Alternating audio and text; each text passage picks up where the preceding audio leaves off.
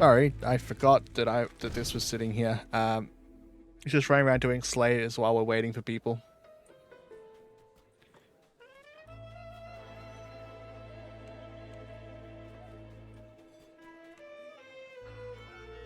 We'll be ready to run pretty soon.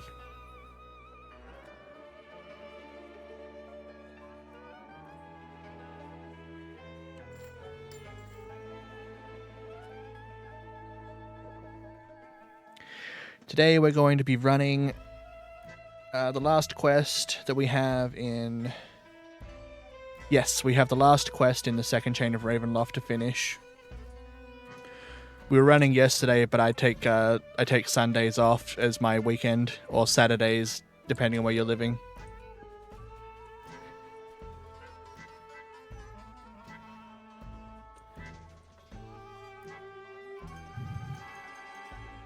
So we'll be running Amber Temple and probably Spawn of Whisperdoom and maybe some other level 11 quests. Unsure at the moment.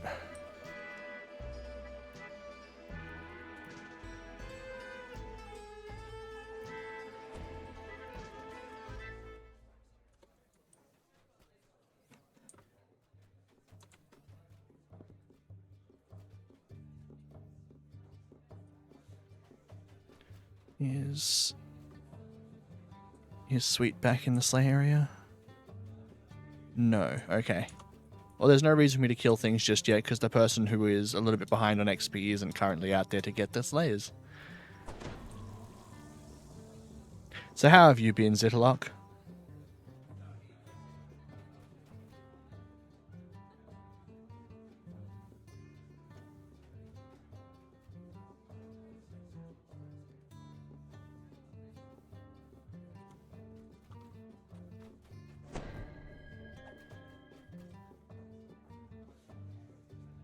Oh no.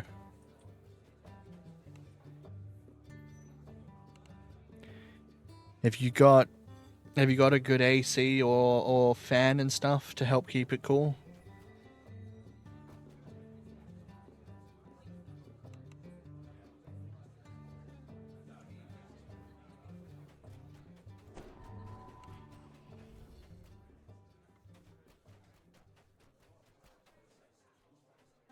Oh yeah.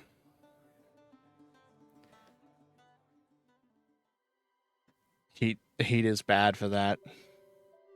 Either it's just too hot to feel comfortable, or you end up sweating and then you don't want to lay in the bed anymore because it's just sort of moist.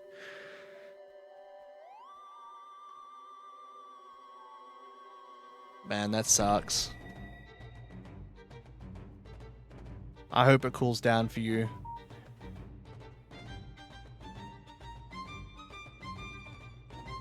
It's less than ideal.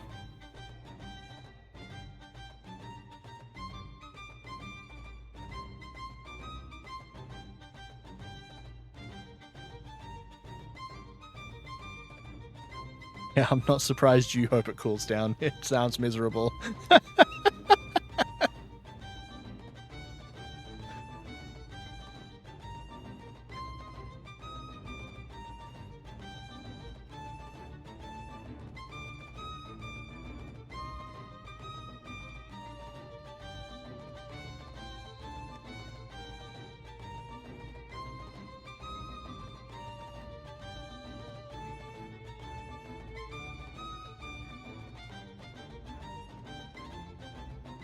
When we run Amber Temple, we're going to do a full run through, getting all of the doors, all of the notes, and dealing with all the guardians.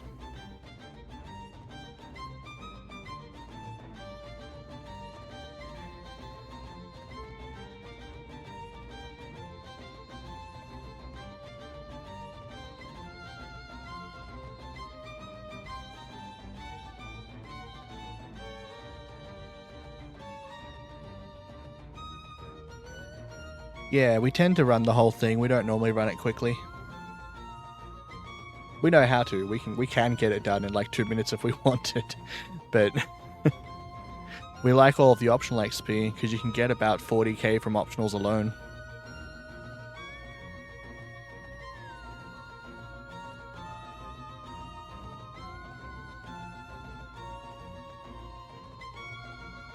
Yeah, my rogue imbue is turned off because I have my half-elf warlock dilettante imbue on instead, which affects my spells.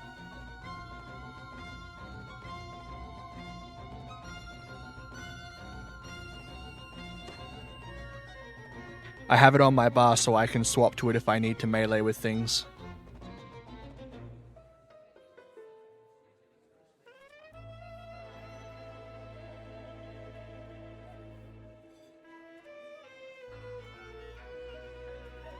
Although I will be honest, I don't think the half-elf dilettante warlock imbue was worth not being a Dampier or Eladrin instead.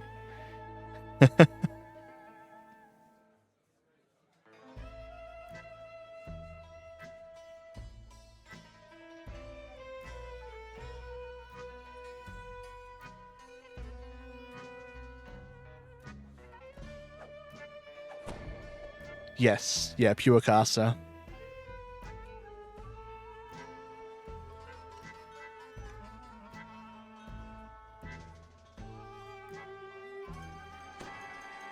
Alright, our last member is here, but he still has to do some stuff. He's only just gotten home from work.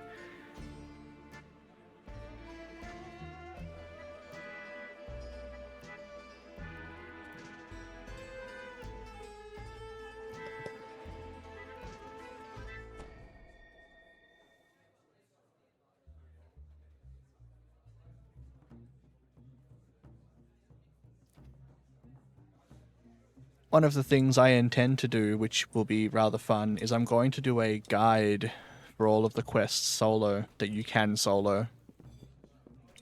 And I'm going to try out another Arcane Trickster build.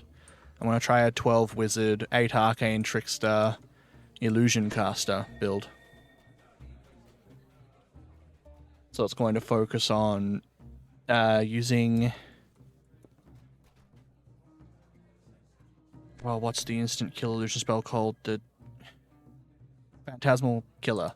It's going to focus on that. It's going to get the SLA versions from Deep Gnome and the SLA version from level 12 Wizard.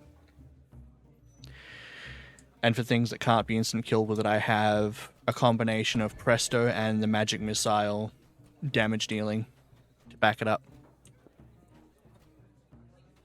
That should be pretty fun.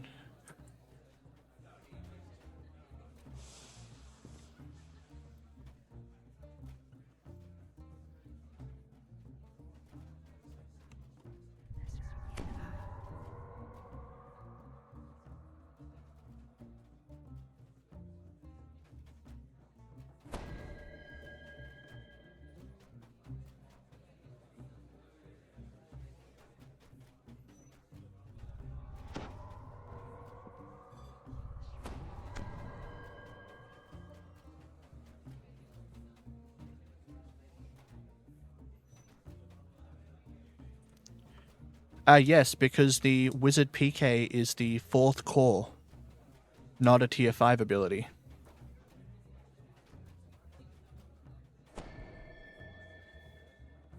Which I thought was interesting and was very happy with. So it should have the ability to have 3 PKs, 2 of which are SLAs on different cooldowns, because the Deep Gnome one and the Wizard one don't share a cooldown. And we'll have Presto. I also found out something interesting when it comes to Heightened Spell. Heightened Spell will increase the caster level of your spells based on your caster level, not the level of spell slots you have access to. So as a mixed magic user from Arcane Trickster, you're treated as level 20 wizard for casting wizard spells, which means it assumes you have 9th level spell slots for Heightened Spell.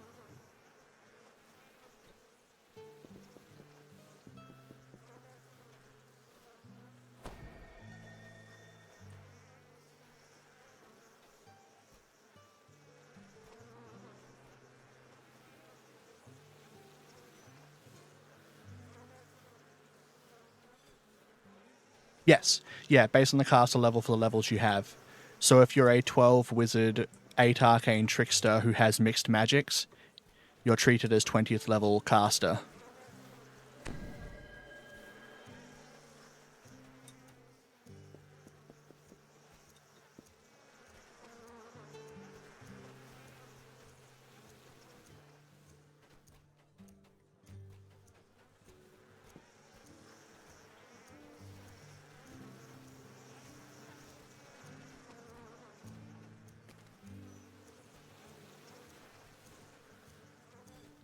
It shouldn't, but due to the way in which the coding works for Heighten doesn't actually check what level of spell you can cast.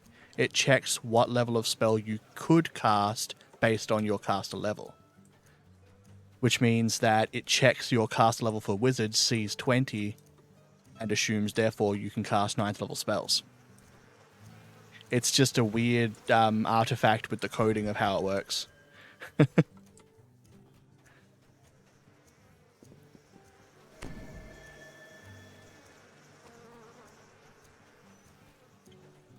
You can also affect it using items that increase your caster level.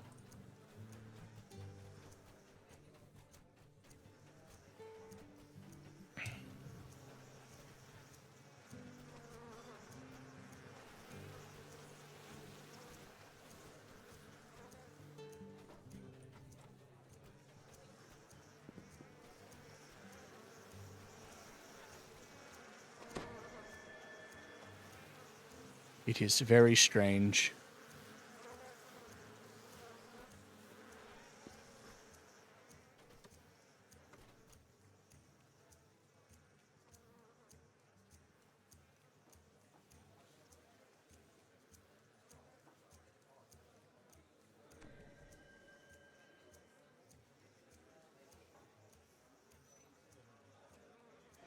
It may just turn out anyway that the build just doesn't really work, and I'm half expecting that there are certain levels that are not going to be fun to play. Because it is sort of built for the idea of getting to level 20. Which means it's very weak before that.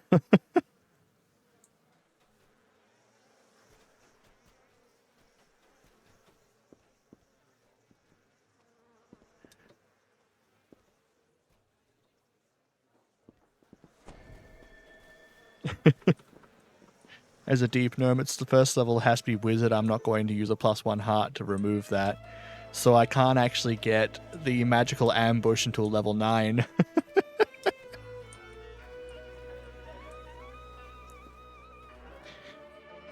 And then even after that, I'm going to have difficulties keeping my skills up.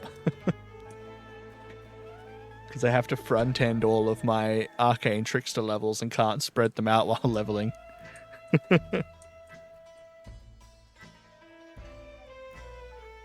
But we'll see how it goes.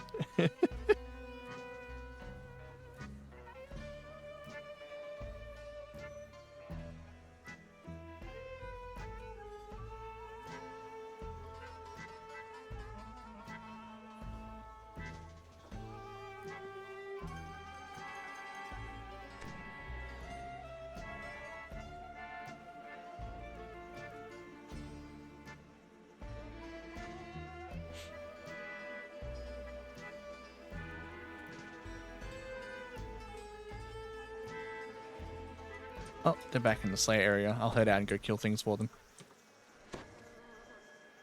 Yeah. Yeah, the capstone is massive. Just outright doubling your magical ambush damages.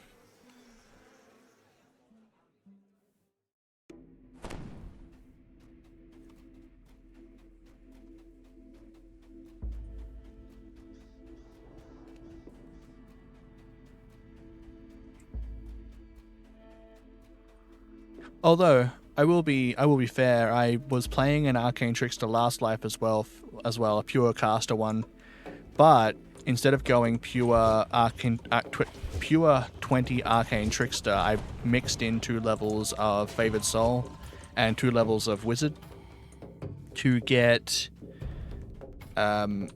just rewards from Favored Soul, which grants you 10 temporary spell points whenever you critically hit with a force spell. and to get all of the meta magic cost reductions from Wizard for cheap. And that was really fun. Despite the fact that I had less damage than I could have had, the ability to just never need to stop was kind of fun.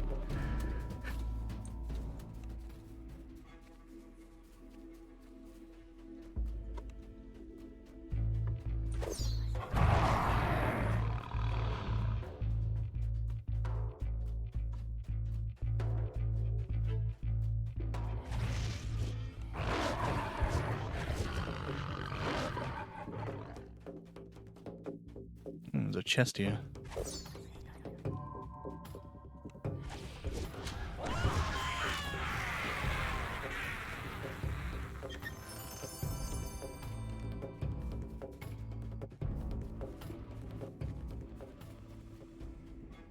Actually, the last live I did taught me some really weird, probably not very useful information about how meta magic costs work. You have the ability to, if you have enough stuff to lower them, push meta magic costs into negatives. Now, them being negatives doesn't actually reduce the cost of the spell by base, but anything, if you've reduced a meta magic cost to negative, it'll reduce other meta magics that you have active. So you can overload one in order to lower the total cost of your other meta magics that aren't already at 0.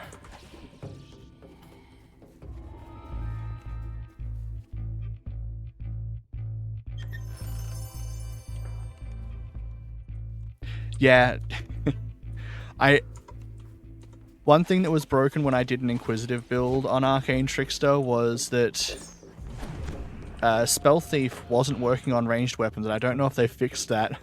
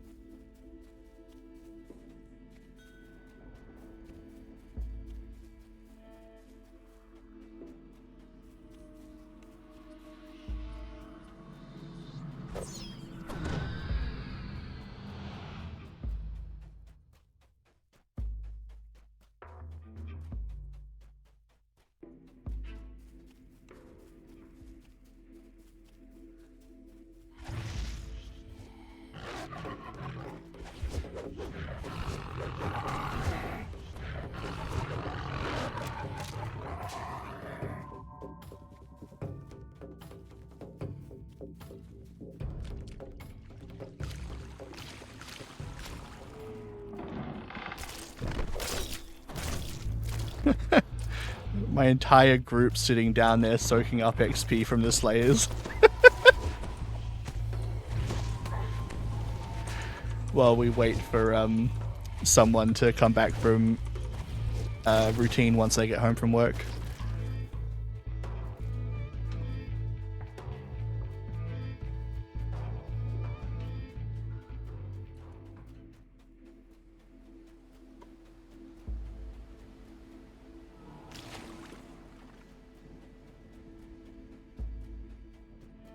Have you got any particular builds, Italok, that you found to be the most fun to play?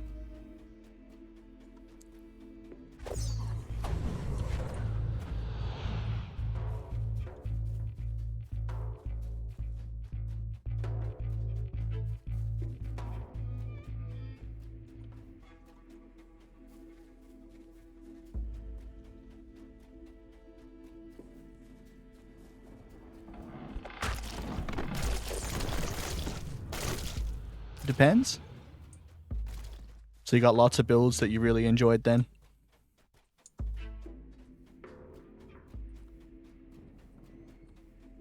Oh yeah, different times as well, back when they changed based on nerfs and such. Yes, of course.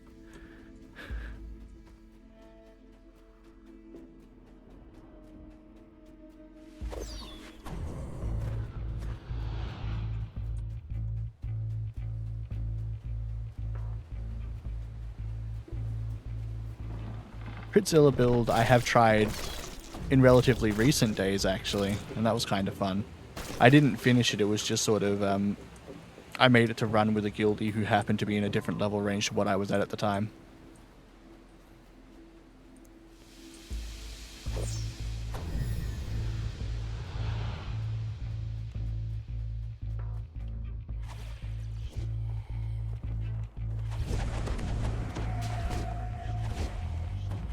Yeah, that's fair. There are very few builds that I have played multiple lives in a row. I'll change them up in some way.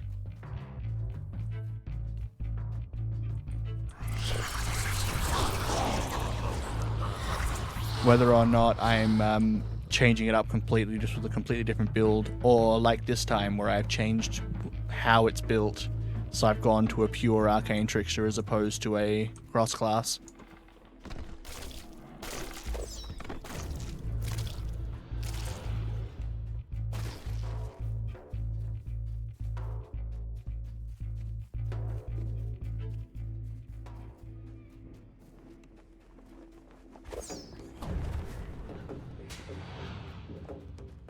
From discussions, next life I'm likely going to be playing a either a paladin tank or a build I've made to heal as a Sacred Fist.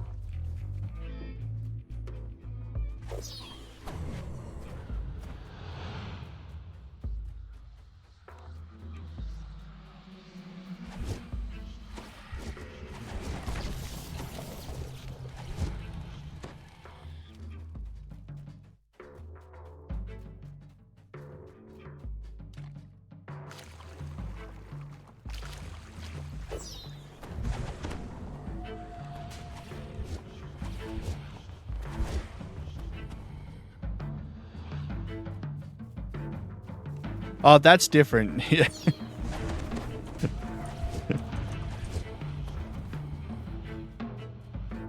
Yeah, tanks are such a pain in the ass without a static group, but fortunately these guys are a static group with me, so I can do it, and it should be alright.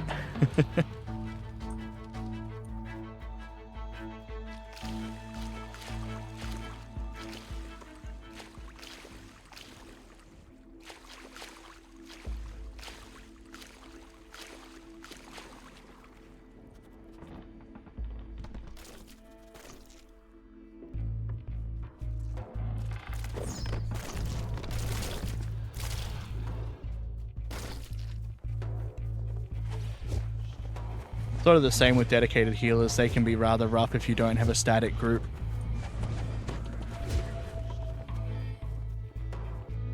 Hybrid caster healers are fine, but what I intended was Sacred Fist, which could do a bit of melee with, but it's not going to be easy.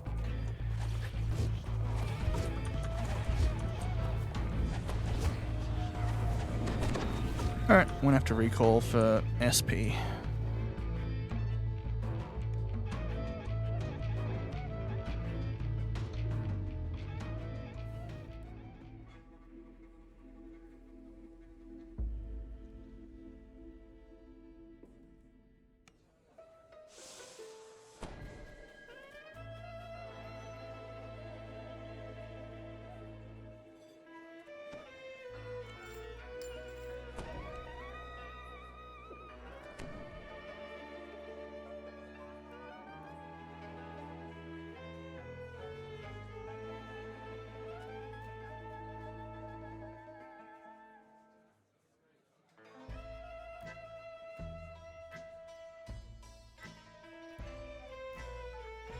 Yeah, healers can, but that only works if they're an actual casting class. I intend to be a 15 Sacred Fist, which doesn't really have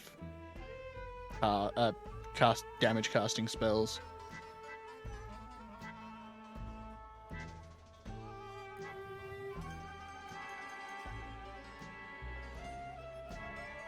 It's mostly just because I want the Sacred Fist past lives and the Paladin past lives because I want to get the healing amp.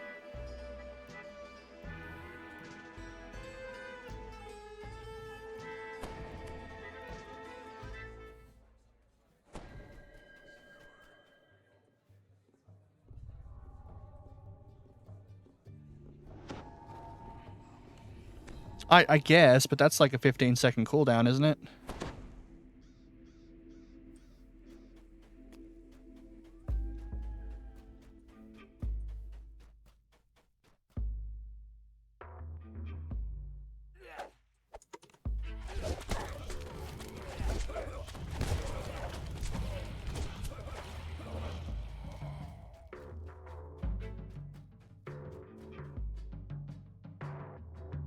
Oh, is it shorter as an actual spell? Oh, okay, hang on.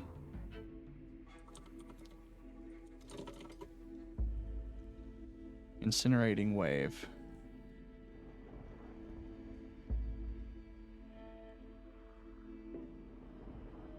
Oh, yeah, okay, it's only 4 seconds on a Sacred Fist. Okay. Then yeah, I would be able to use that, you're right.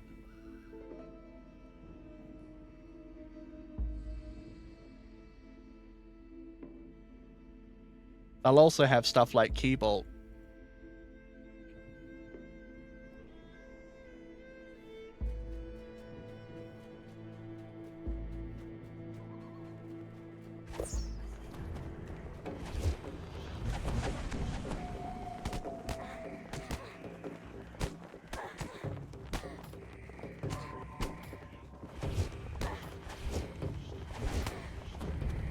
Yeah, normal spells normally are lower than the SLA, but I wasn't sure how it would work on a spell that was an SLA long before it was a base spell. I just sort of figured that they decided that the SLA version was the base, but that wasn't actually correct. It was an assumption I made that was wrong.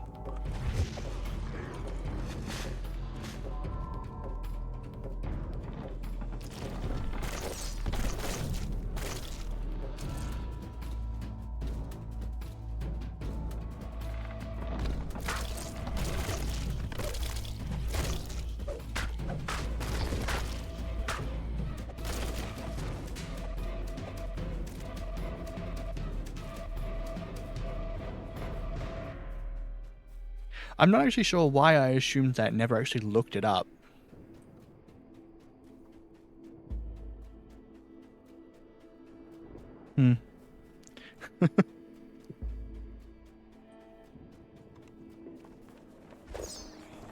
Although actually I guess I would be less likely to look it up and more likely to just play a Sacred Fist to learn. I haven't had the opportunity to play a Sacred Fist yet.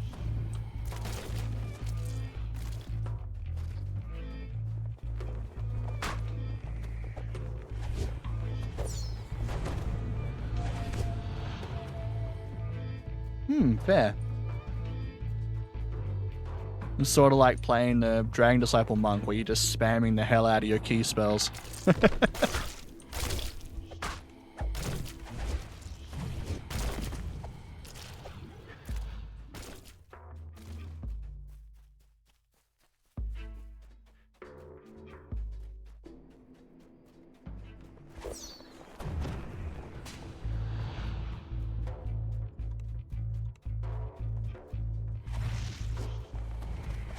Well, next life I'll possibly get the opportunity to find out whether or not it works out the way that way for me, or whether or not I just find it difficult to manage. It should be fine. It looks like that would be a good alternative for when I need to deal damage or when I'm soloing stuff.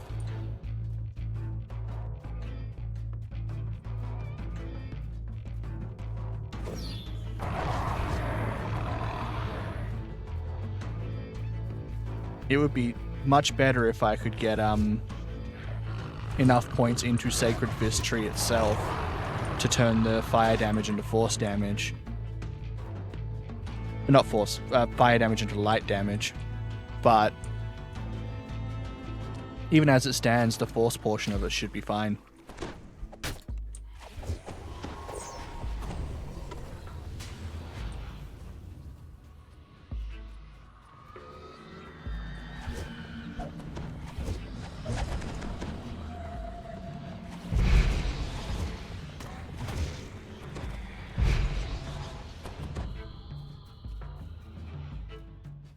Oh, okay, here we go.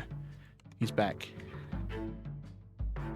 Recalling out. Gonna use, oh, it's Amber Temple. I'll just use the shrine inside.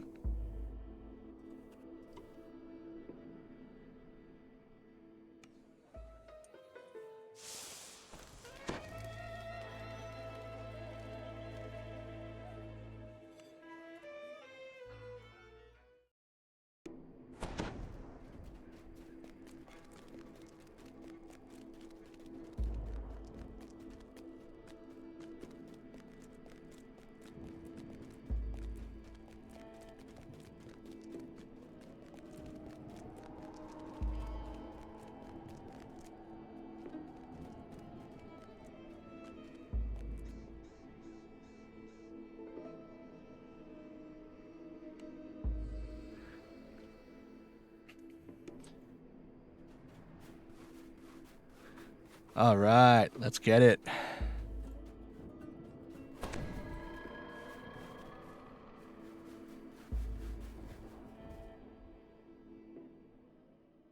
A familiar figure stands, waiting for you and Casimir by the warmth of a crackling fire.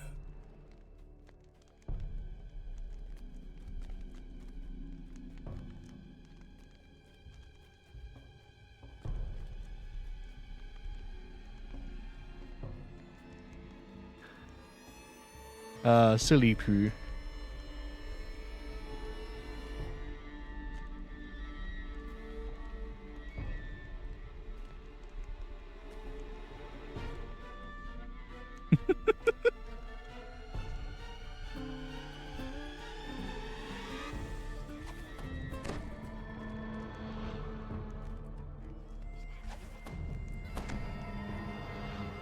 Soldier. I'm unsure where that one is. Not very often that Soldier is the card that pops up for me.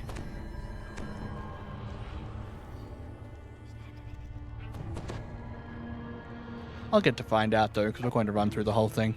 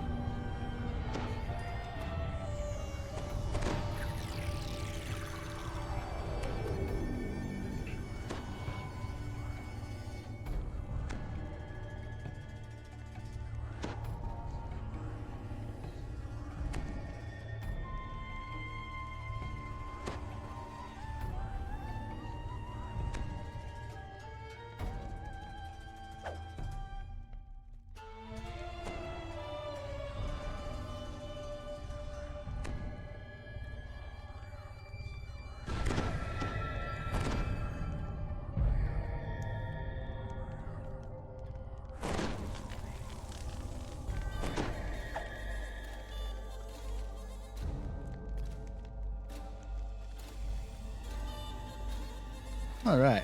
This quest is long if you're doing all of the optionals and stuff. This quest can be much faster. The kinds of enemies you're going to encounter are werewolves, humanoids, hags, undead, and some of the most dangerous enemies in here are flame skulls. Especially crown ones. They can hit very quickly for a lot of damage.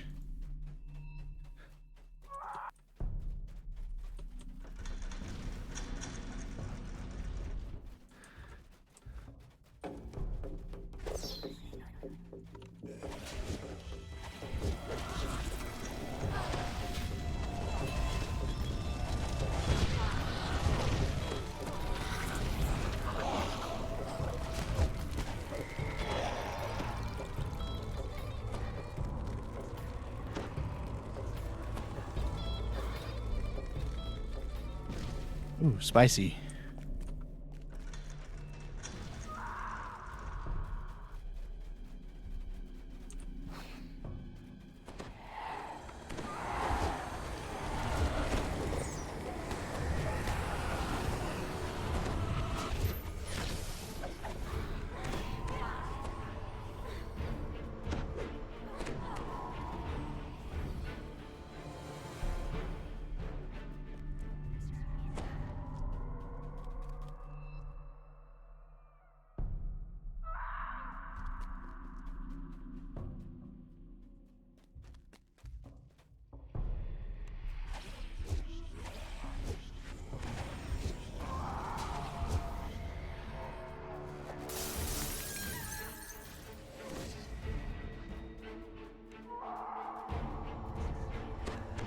Down.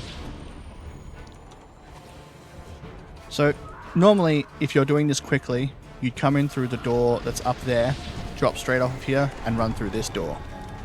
This will take you to the note that lets you open 2 square doors.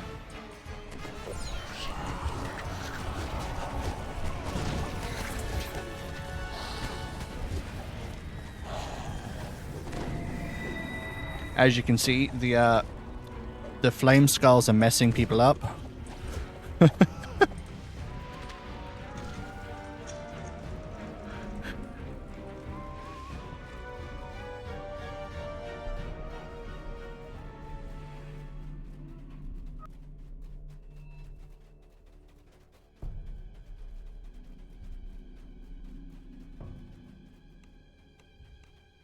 There you go. There's a second form of that scroll over there.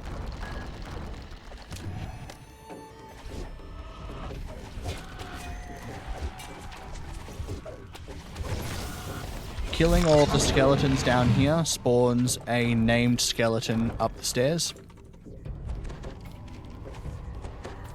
with a chest.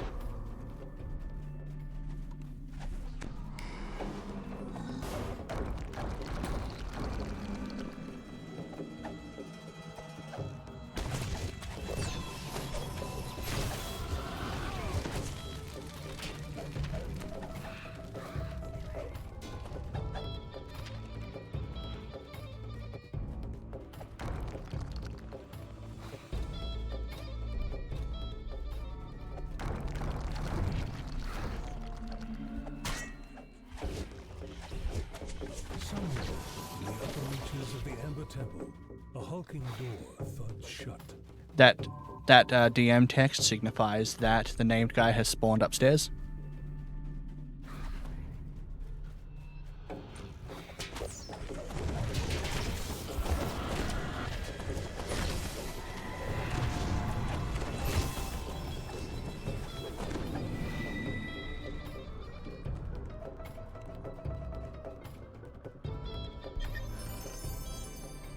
And there's the chest.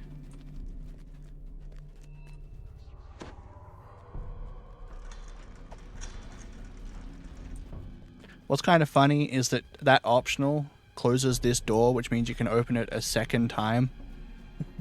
And it counts as a second door opening for the optional.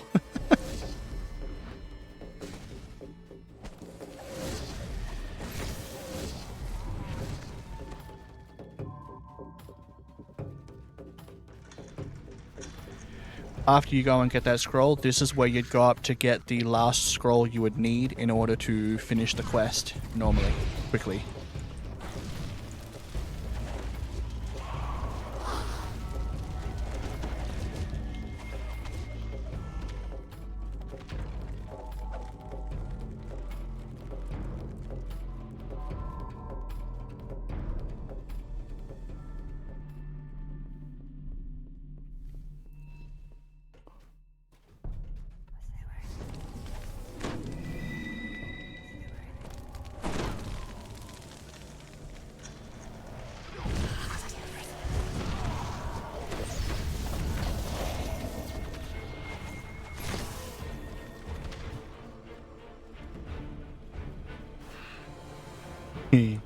These flame skulls really are slapping people up.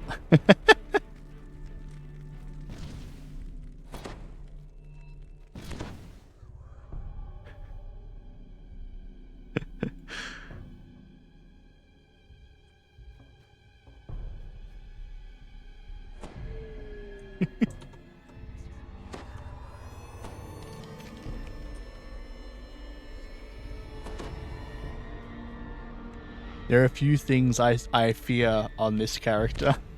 Flame Skulls is one of those things, however.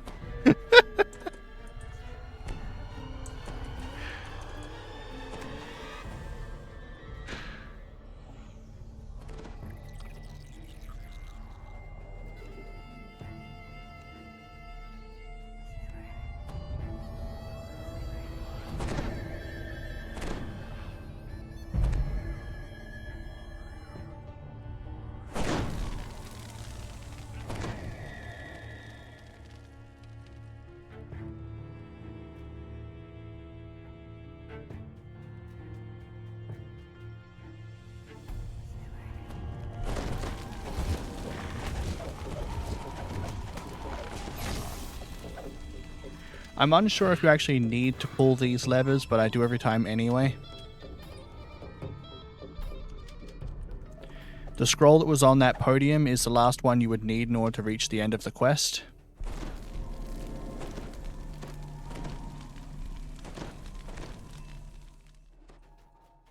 You would normally go through that door in order to end the quest.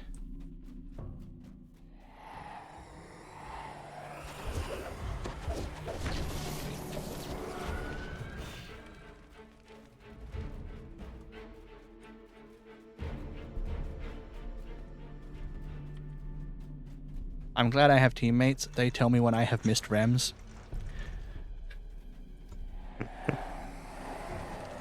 Which is more often than I would care to admit.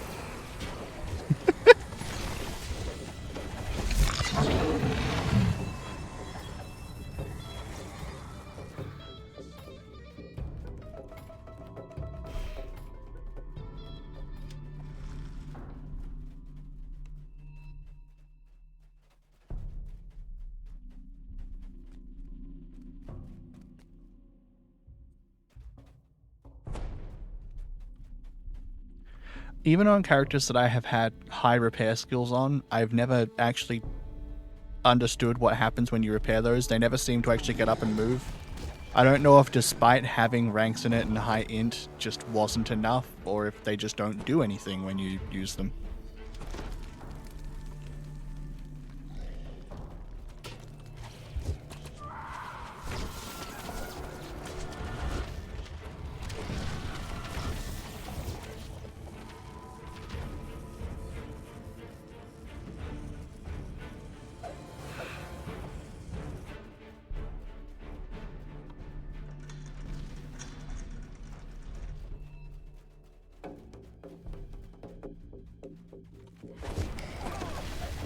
I just attempted to presto something that I knew had death block, but oh well.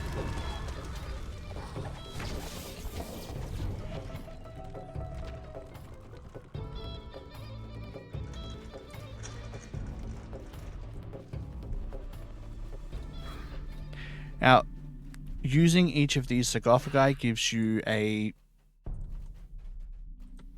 buff slash debuff depending on what you want on your character. They last for an hour even through entering and exiting quests.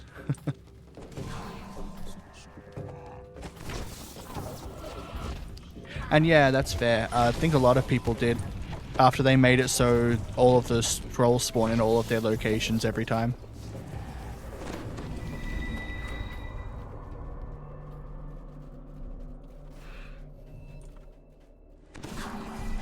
But I don't mind doing them. I just like playing the game. And you get some big XP.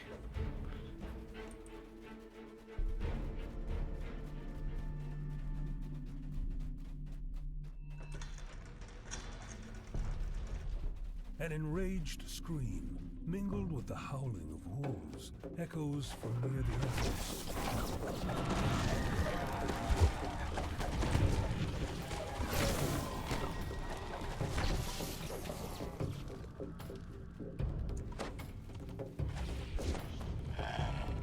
I actually wasn't playing at the time that they first released Barovia, so I never actually got to experience it when it first came out. I only got to experience it after it got updated and fixed.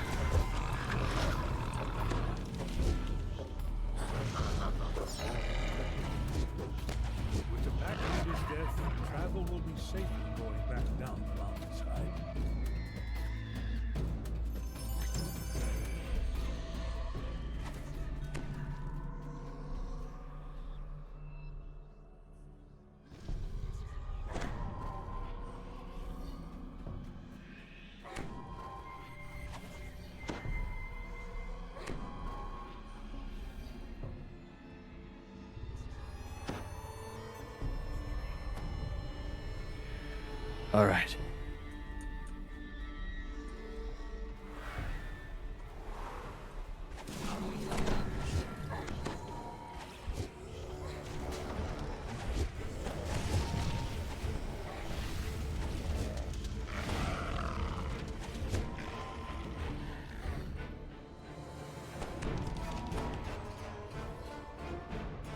Ow.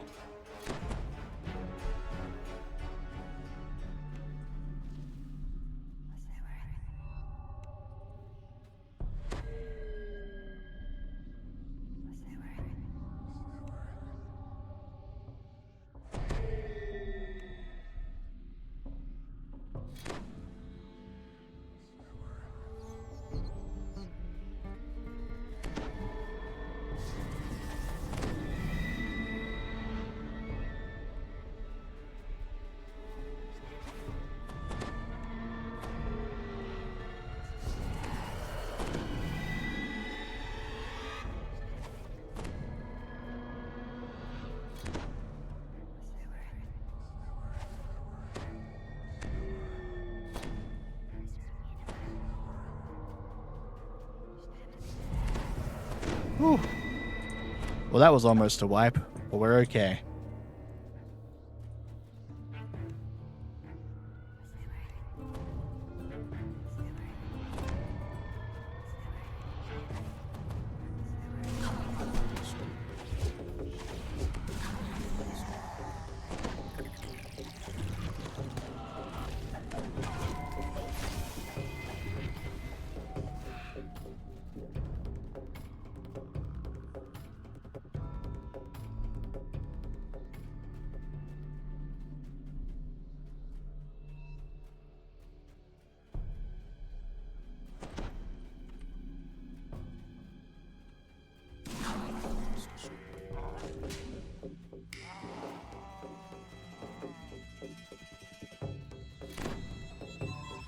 All right.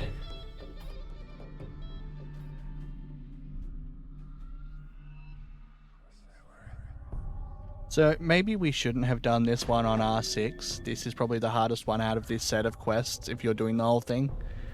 But we're masochists, so we did it anyway.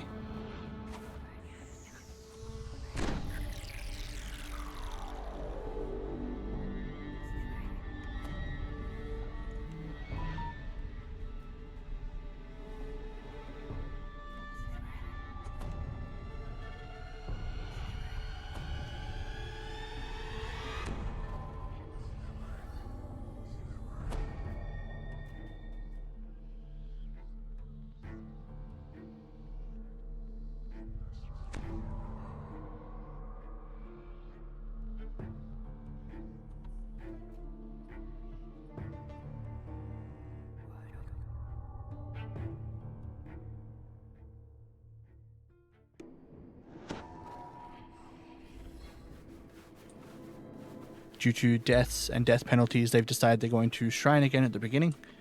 So we'll be moving back from the beginning area.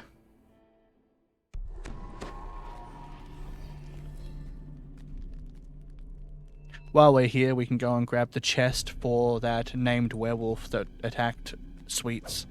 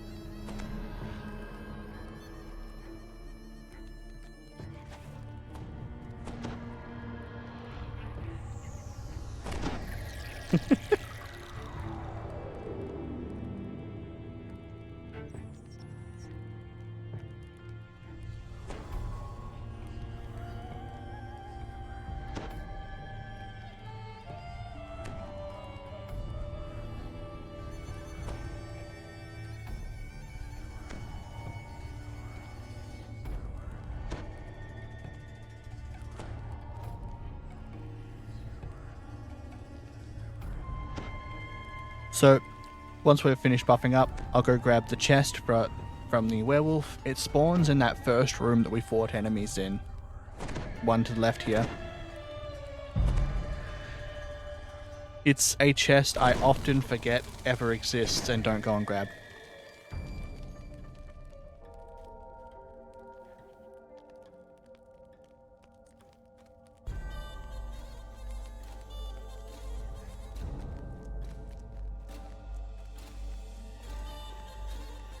And there it is there.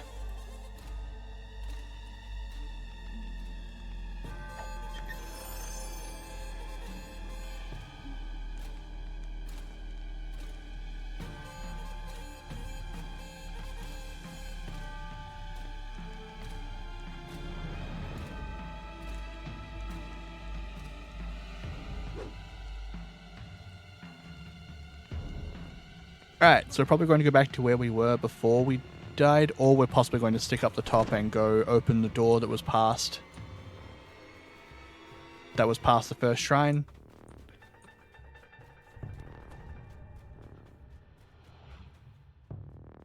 Behind this door.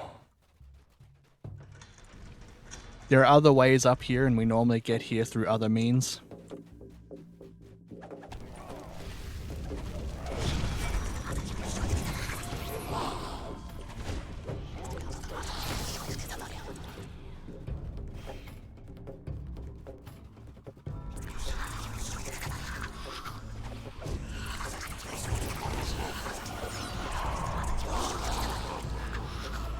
I don't actually know what the note that's behind the drawbridge actually means.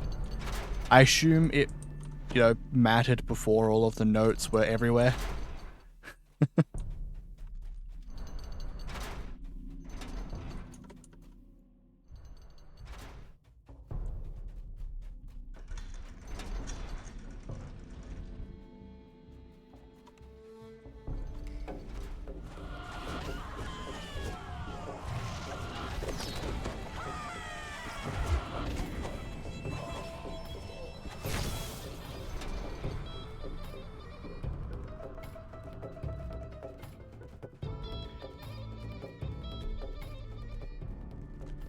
Oh, I see. So it was never relevant. Alright. Well, that's fair.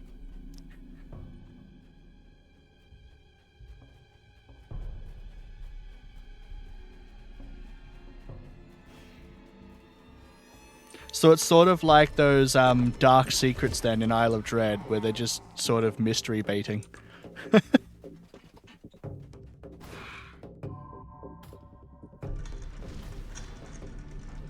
Yeah, I know the icon of Ravenloft can sometimes be in there. I didn't think Soldier was the card saying that it was there, but I didn't actually remember.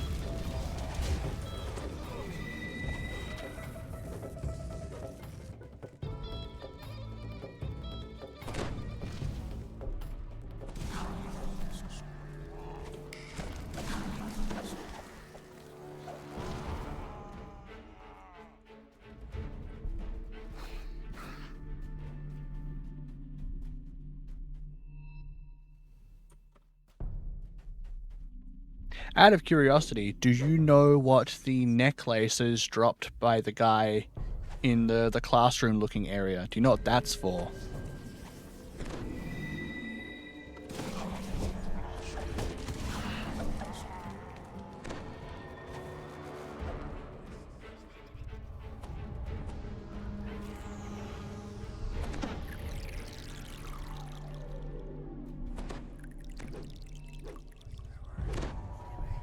Yeah.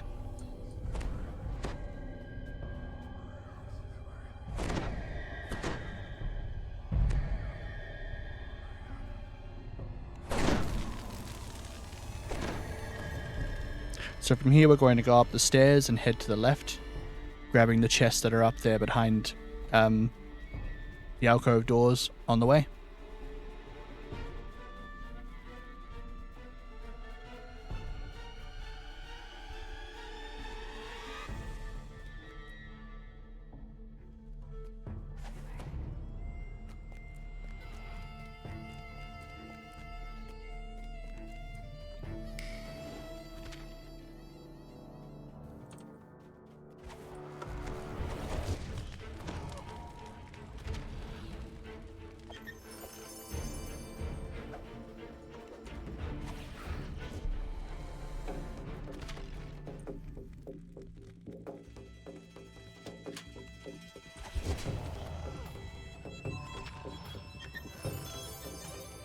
go. Got the 2 chests, and we're heading out this way. There's a shrine behind a secret door here, and the floor in the center collapses, so be careful.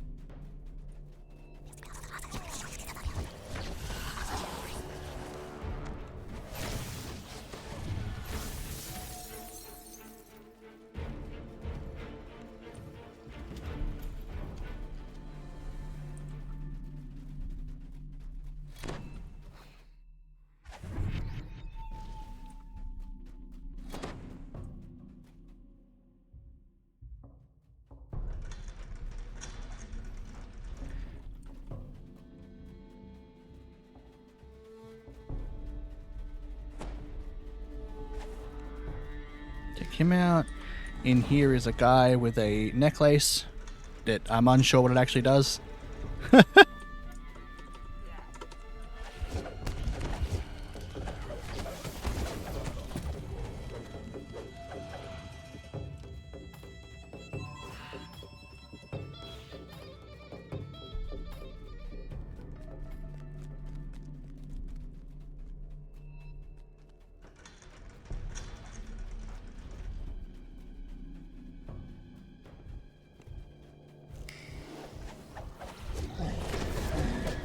There are other ways to get to the last word. This way just takes you past all the doors as well. Let you get to the sarcophagus.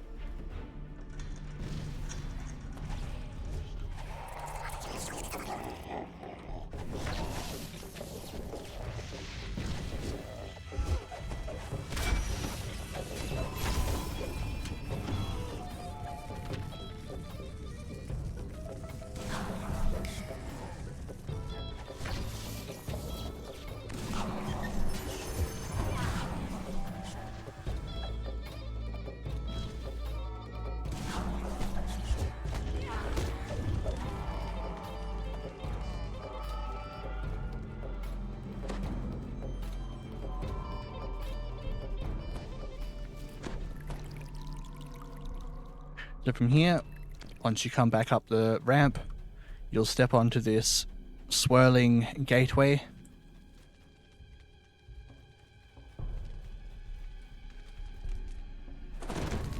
Takes you up close to where the lich is.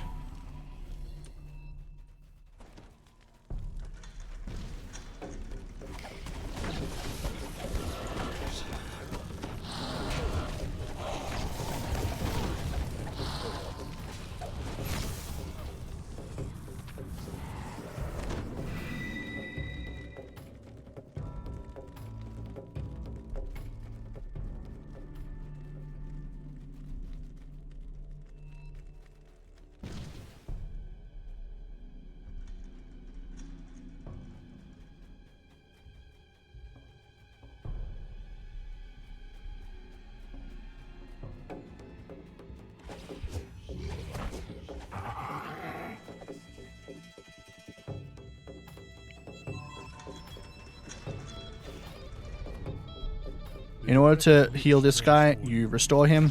I know you, he wonders aloud. Give some nice free XP.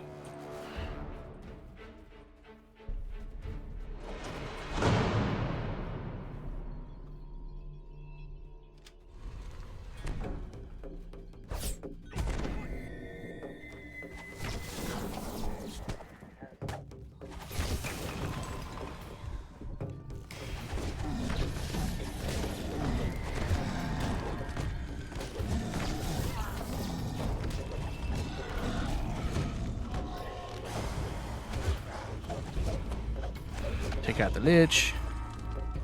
Unfortunately, someone decided to run into the trap.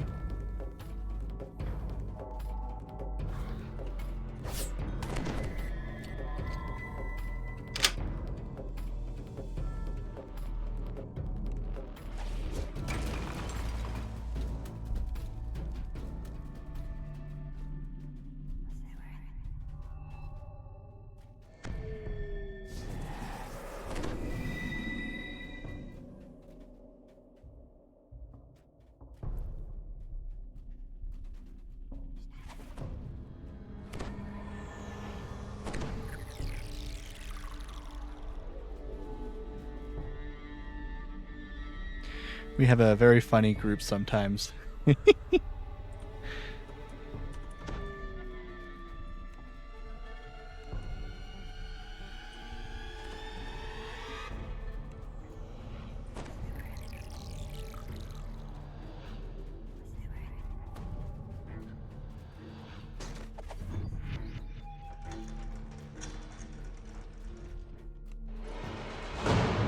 Just to the left in this room is where the end of the quest is, but we're not actually doing that yet.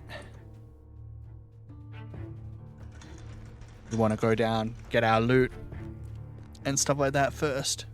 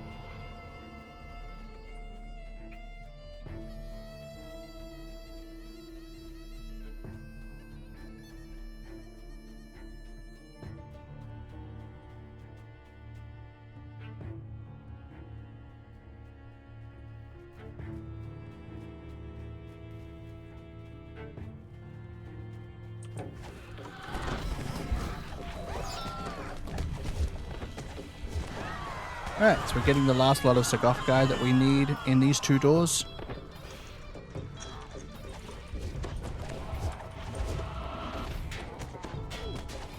There is more of them, but they're in the same place as the end fight trigger. So you don't really need to go look for them.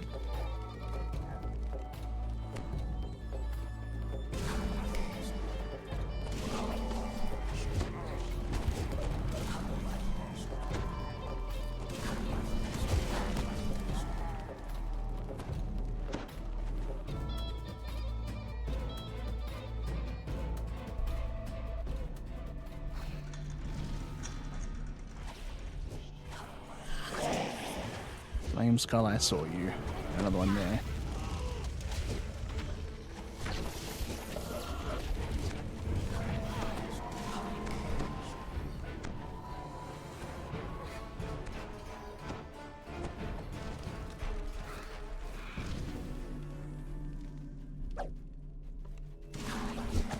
There we go.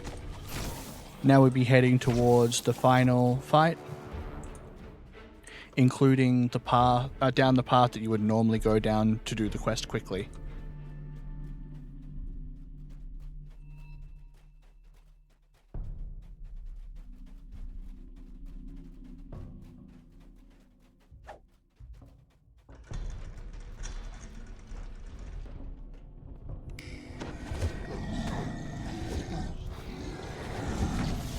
We're going to go all the way up to 34. Yep.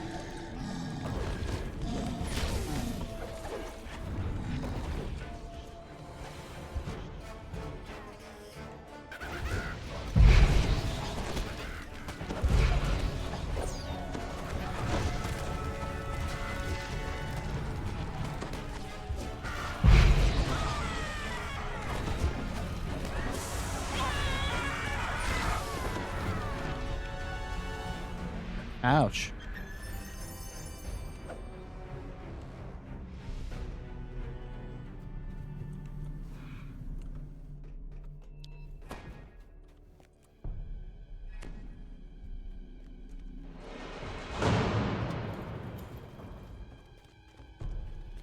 Now, the last fight is going to be very hard because we've done all the optionals. It spawns a shit ton of extra stuff.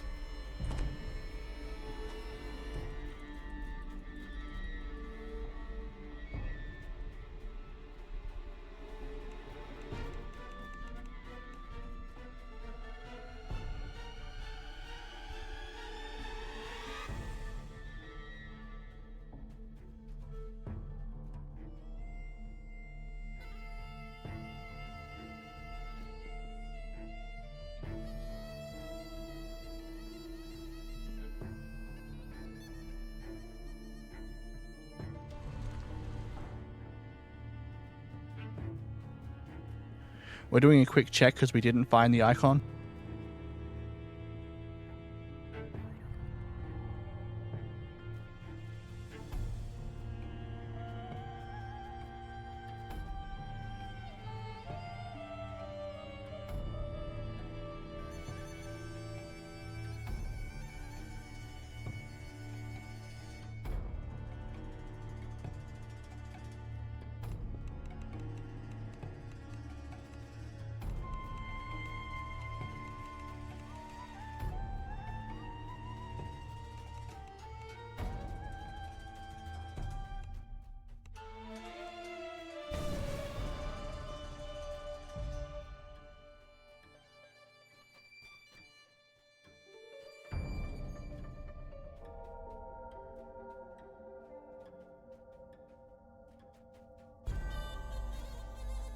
I am unsure where it is. I've looked up on the wiki and I have no idea where Patrina's prison is.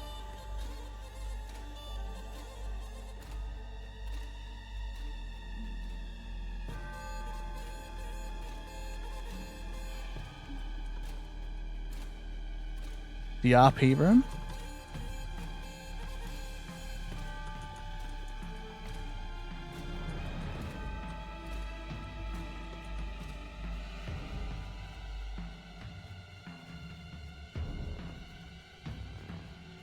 I'm not sure what the RP room is.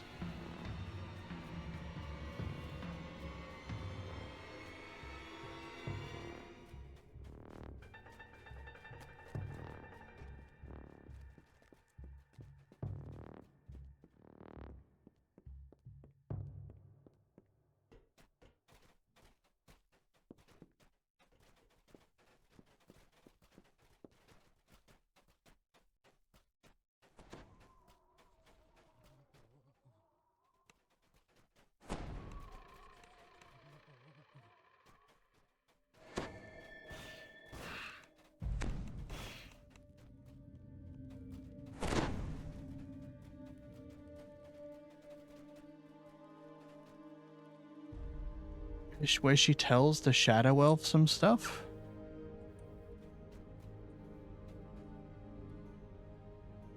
Oh, in the starting room, you mean?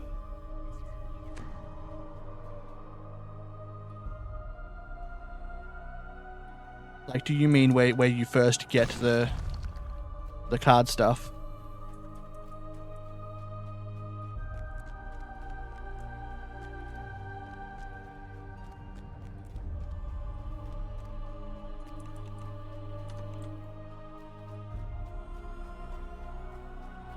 Well, I'm unsure which room you actually mean. I don't know that I've ever seen people just doing roleplay.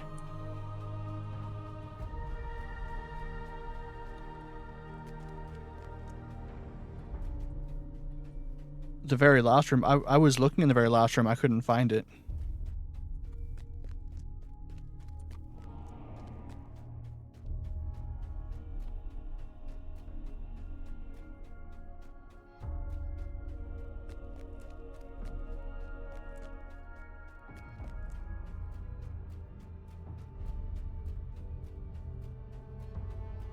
Oh, okay.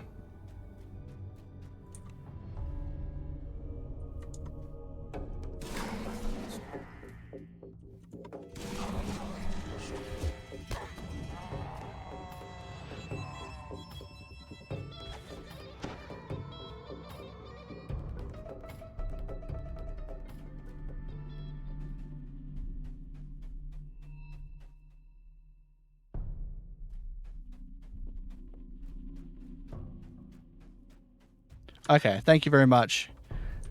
Because of the fact that I had never done this before the changes, I never actually didn't skip the cutscene because I assumed it was an actual cutscene and not like a teleport thing. I thought it was like the cutscene from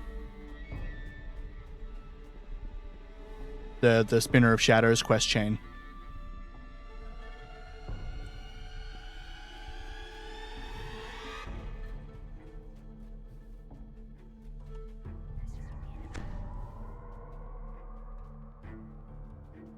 Yeah. No, I never knew that because I've always skipped it because I didn't want the loud as hell cutscene to play in my ears like the one in the harbor.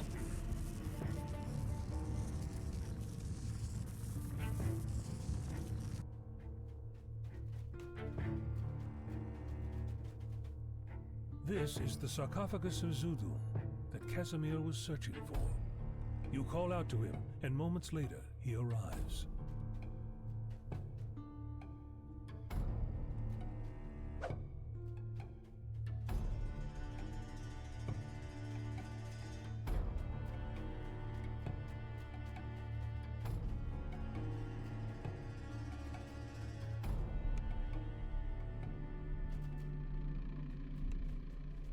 You found the symbol of Ravenkind.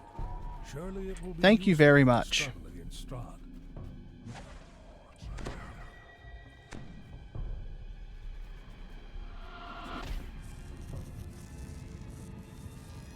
I have actually been in here, it's just been a very long time. And I forgot that this was a thing.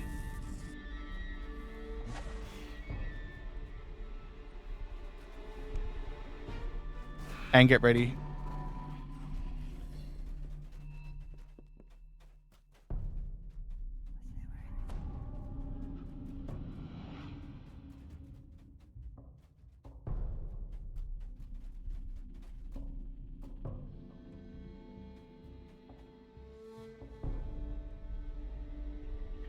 Alright. This quest is gonna be very scary. Not quest, sorry. Fight.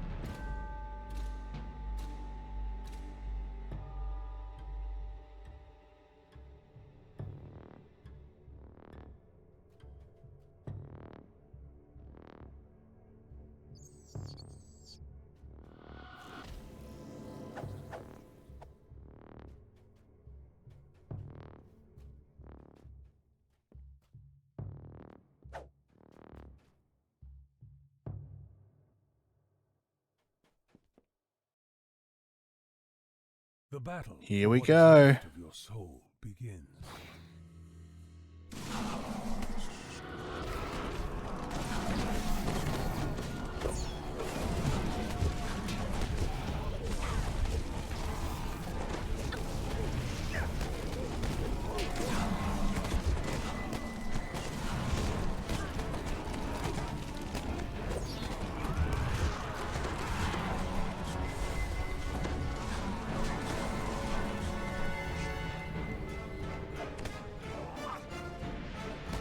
I'm not going to play around. I'm just going to instantly use my gibbers. Can't. I forgot that I have a freaking cooldown. Well, that's a waste.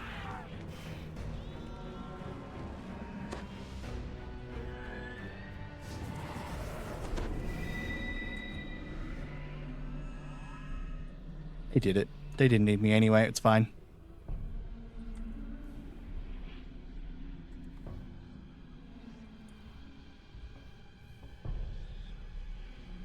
Whoopsie daisy.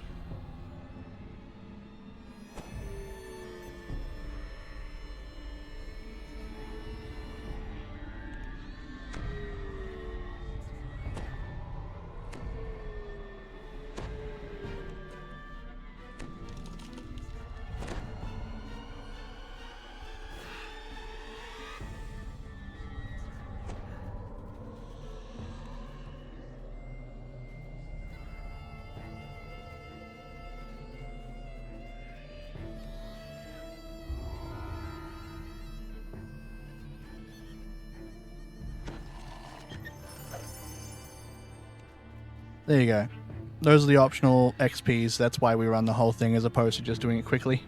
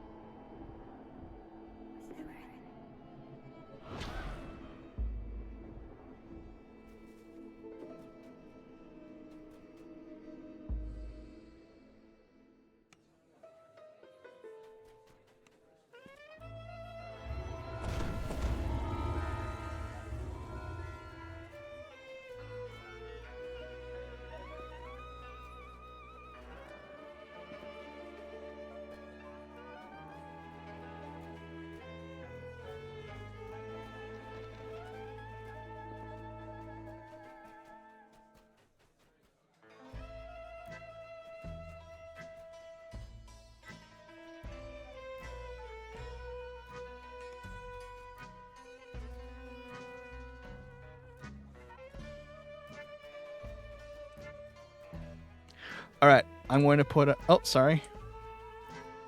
46 min for half an extra amber. It's more than a half an extra amber temple, though, because the second time you run an amber temple, it's not worth as much.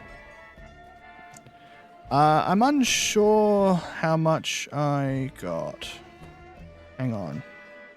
It'll be somewhere in my chat log. Or it won't be in my chat log. I don't know how much I got, sorry.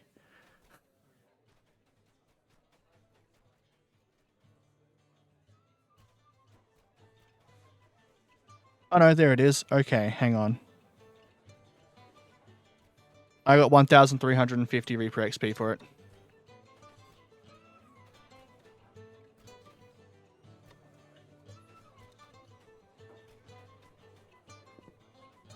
Yeah, you can run it on Elite to get the thing, but we don't like running quests on Elite. We don't see the point in running them on Elite when we could be getting Reaper XP from stuff.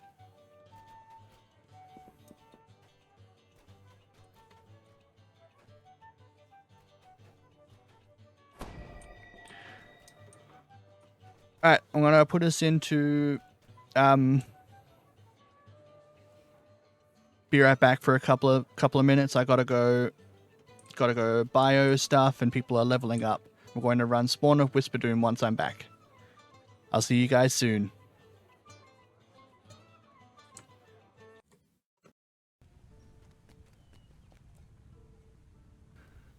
Alright, I'm back.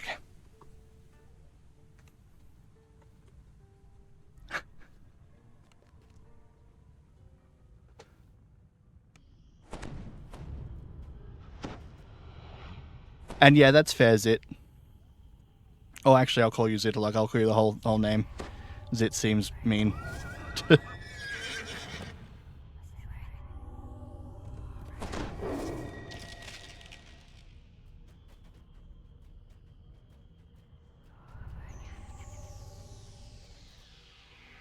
Z? Alright. Z is fine. No worries.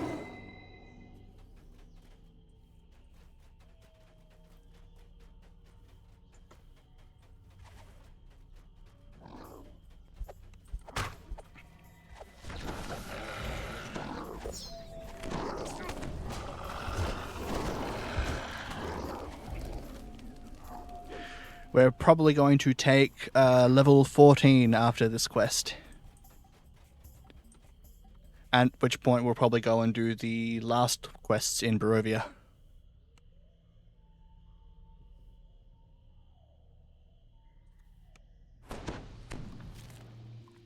It looks like they dropped down to R5 after the last one and all the deaths.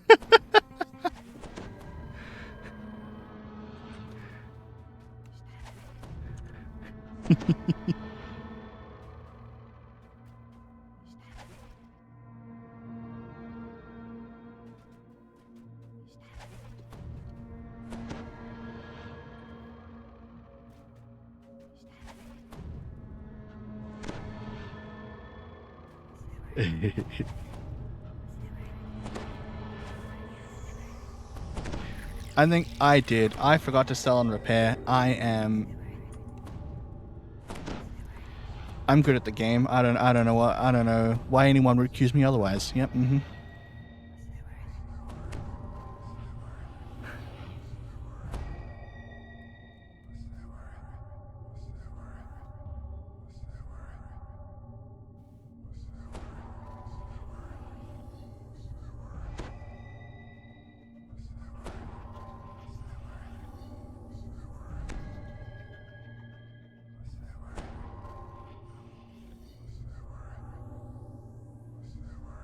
For this one, we don't go out of our way to try and do all of the optional stuff, but we will like try and look for all the optional stuff while we're looking for Whisperdoom in the second section. So I'll run around trying to find the secret doors and whatever, grabbing the goblet and the flag and whatever the other thing is. Wards seal this tunnel. Even the mighty Carthu must fear what lies beyond.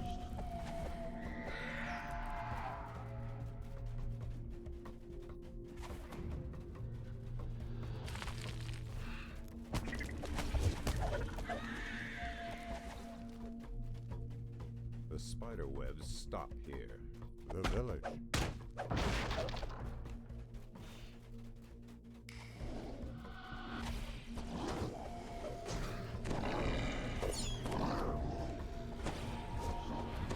Alright, so we're going up this way because we have to go get... Actually, I don't remember if we have to go up this way. Yes, we do. We have to slay Vortrag. Yeah.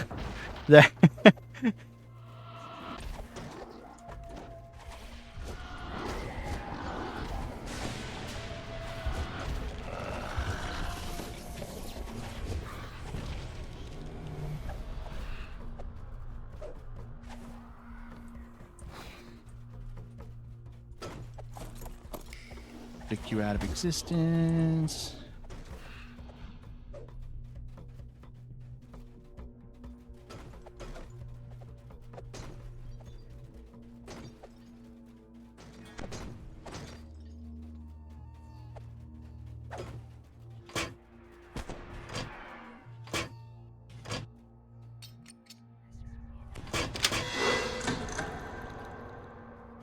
That was a very unintentional perfect stopping point. I did not mean to stop right in front of that and not get hit.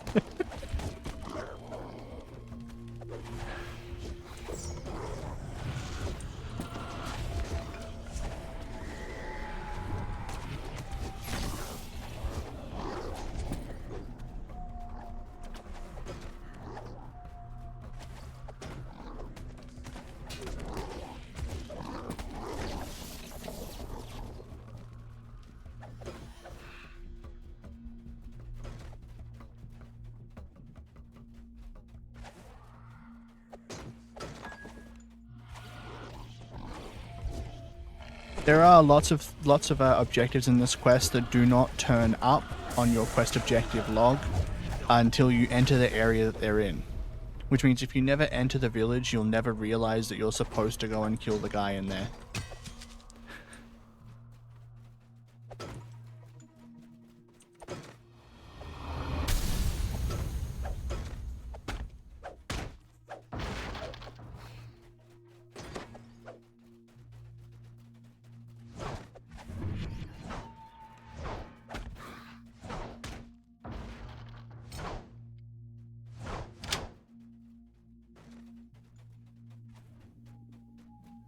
That blade trap there doesn't always spawn, and it tricks us like every time it is there.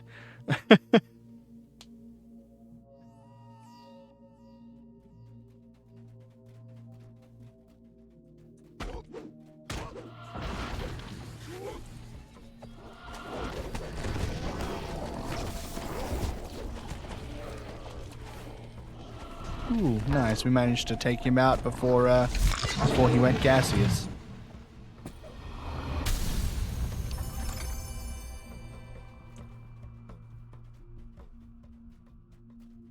Only one person has to grab the key. I'm going to grab it anyway, because half the time the people who do grab the key forget they have it.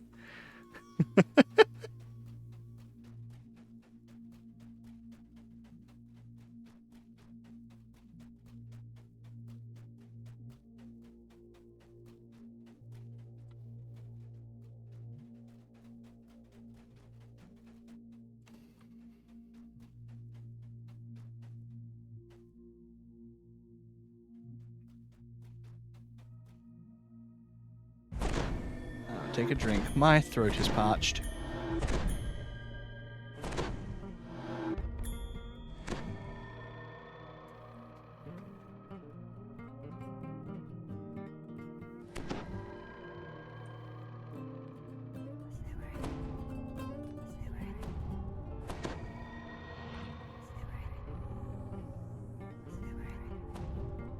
My singular buff for all of my allies.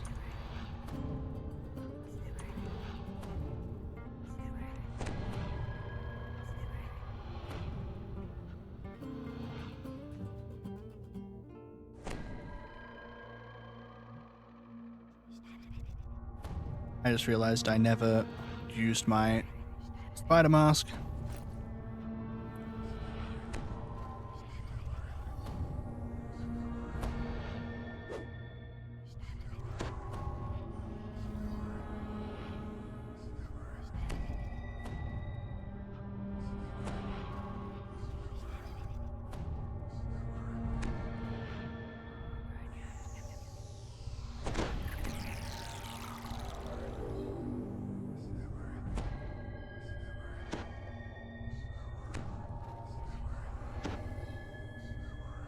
I also forget I have the Harper pin every time I'm crowd controlled.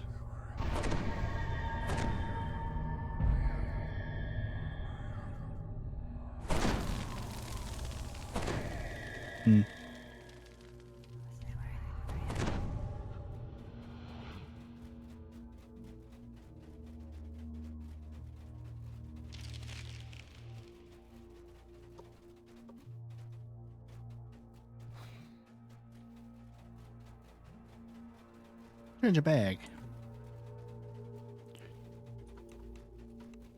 Oh, and a collectible I didn't collect last time.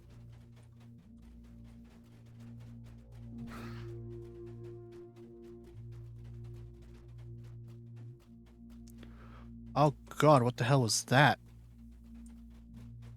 graphics tearing there.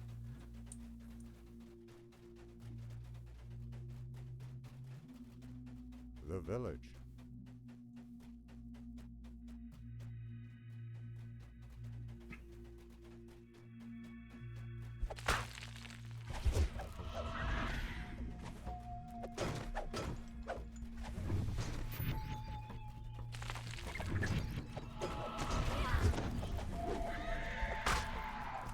I wonder if I'm gonna have to just not stream no refunds this live. Or if the graphics in there is actually going to cooperate. You know from previous experience that Whisperdoom is extremely protective of their offspring.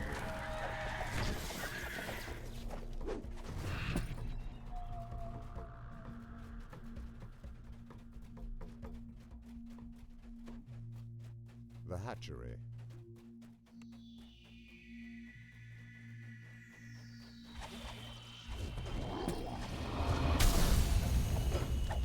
Weirdly, it happens so often on for me. I don't know why.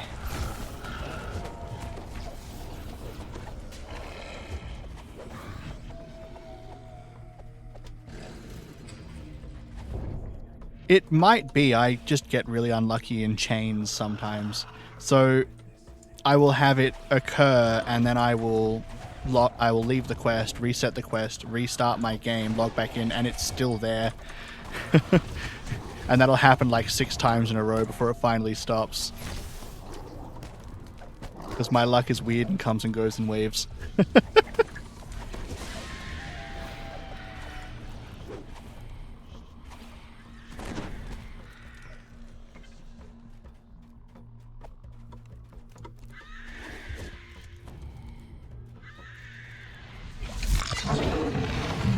I've also had 2 different forms of graphics glitch in there.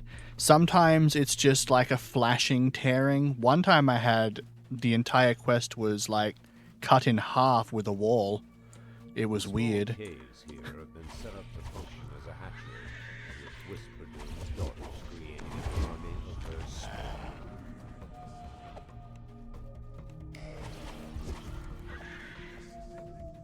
spawn. Fair. I imagined that restarting my game should reset my shaders though, but maybe it's a cache thing.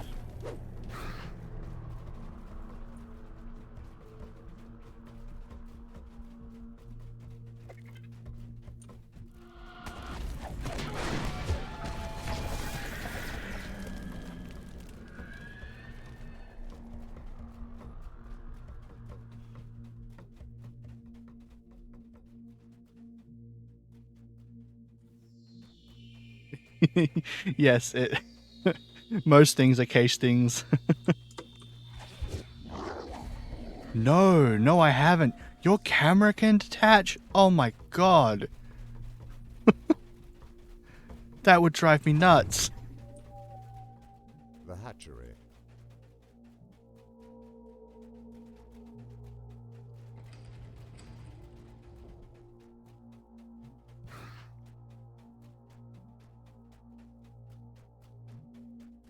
The hatchery.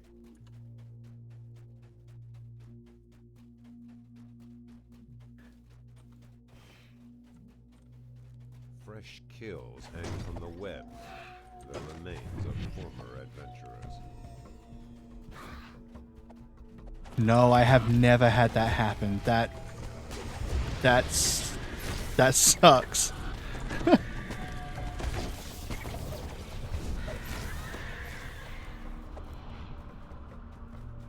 Ew.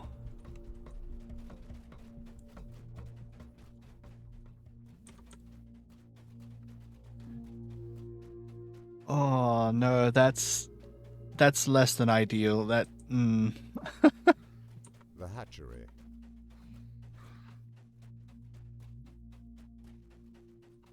I do find stuck spots very often though, because I have a tendency to, while I'm bored, I just sort of run and jump around. And I will always find the stuck spot if there is one in a town zone. The hatchery.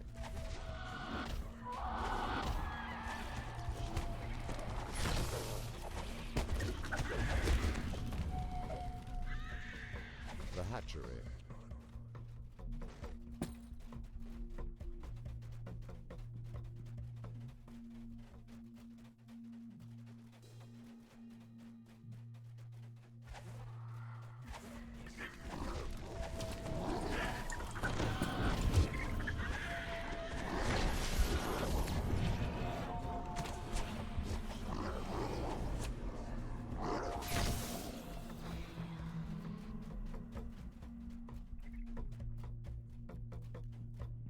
Oh, so not just like a relog, you have to like fully restart your PC kind of thing. Oh. That would actually annoy me enough that I would like go to bed.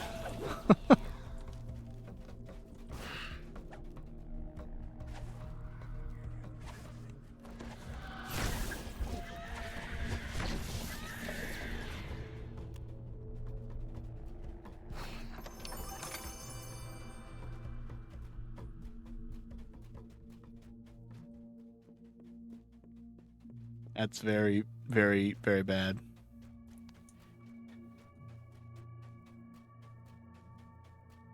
Ah, I see. I need to stop trying to presto the Reapers. It doesn't work.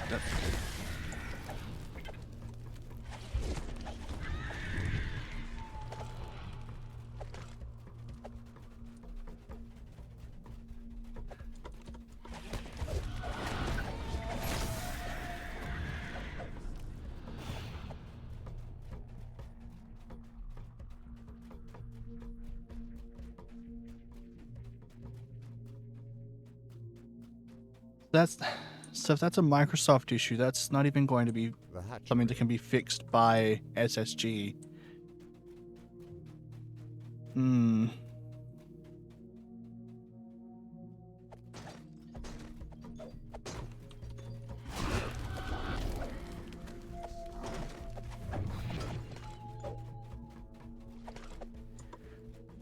The hatchery.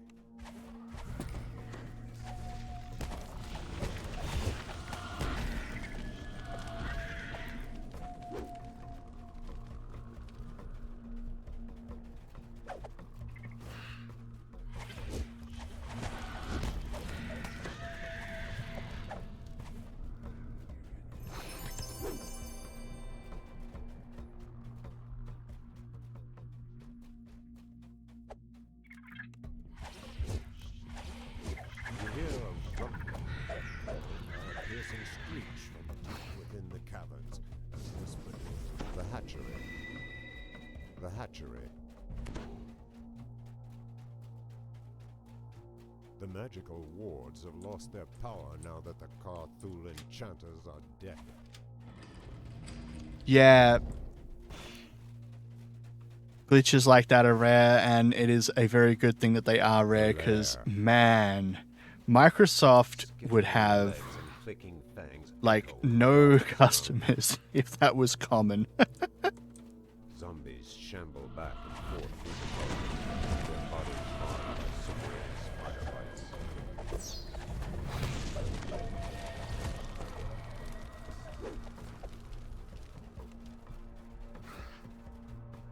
The cave wall slides open to release the zombies' master.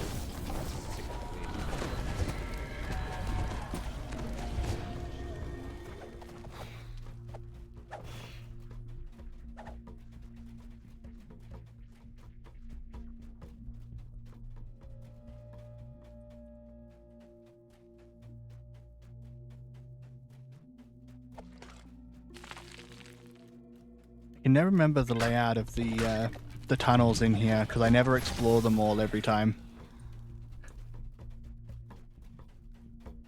Yeah, it is that or Linux, but if it was a situation that games just commonly didn't run because they would have graphics problems, I think more people would learn Linux.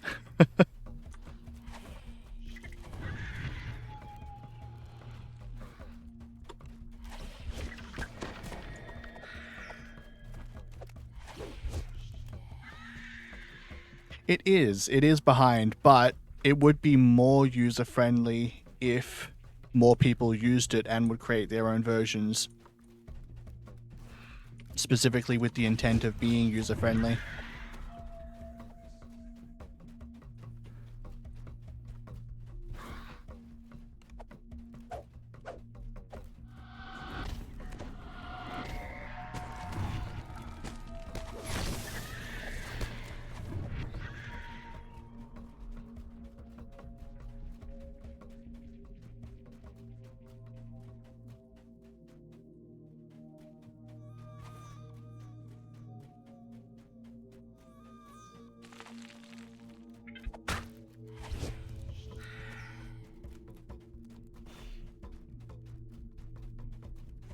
Oh, here it is.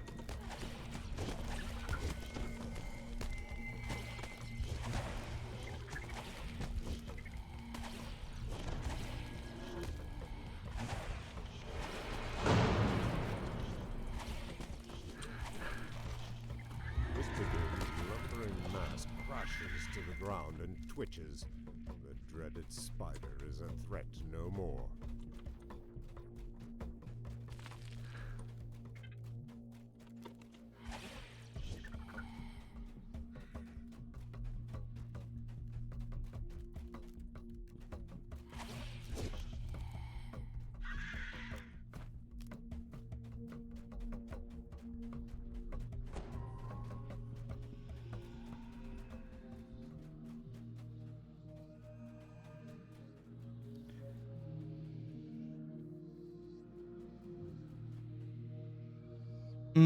I guess that is true, yeah.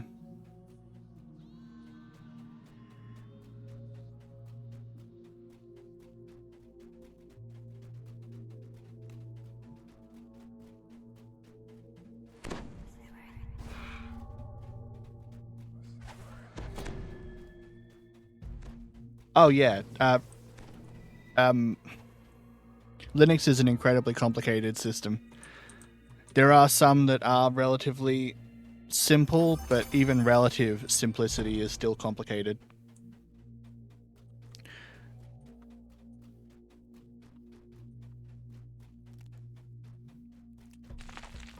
But if Linux was a more often used system, there would be a lot more documentation and user friendliness involved in the systems themselves.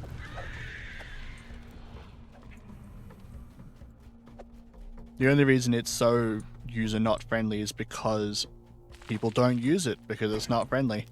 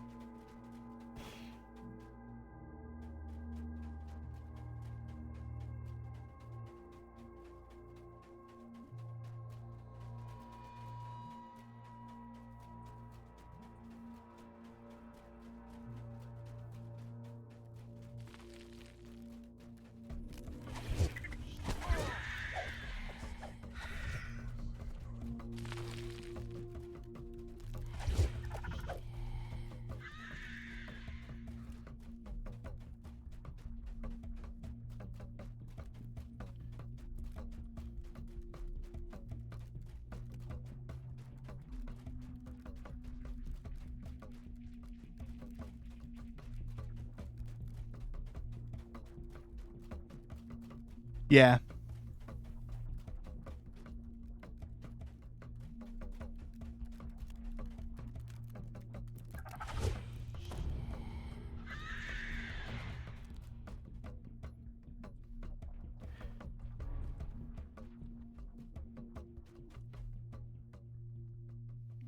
Alright, and that's that one completed. Got our 1000 Reap XP in here.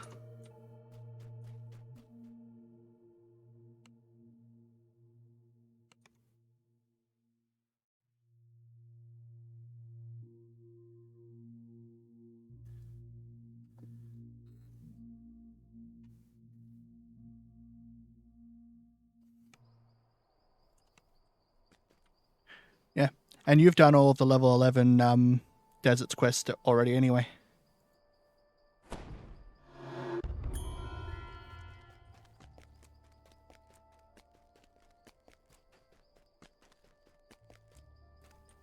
No. Mac OS is...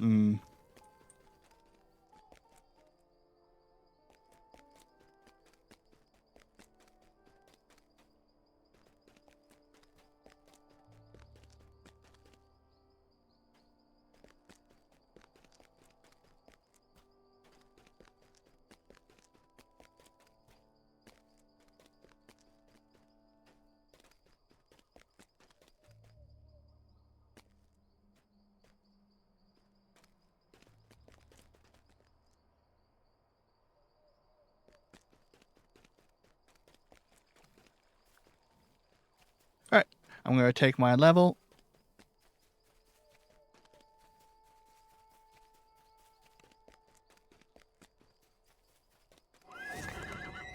Wonder if I'll get a new spell. Pretty sure I do. I think I get my 4th level spell now.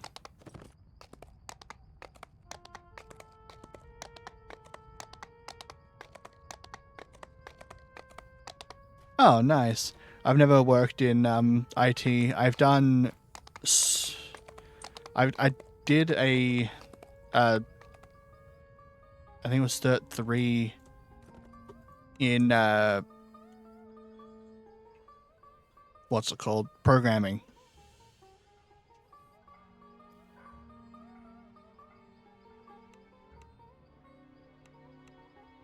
But I've never done, like, system or networking stuff.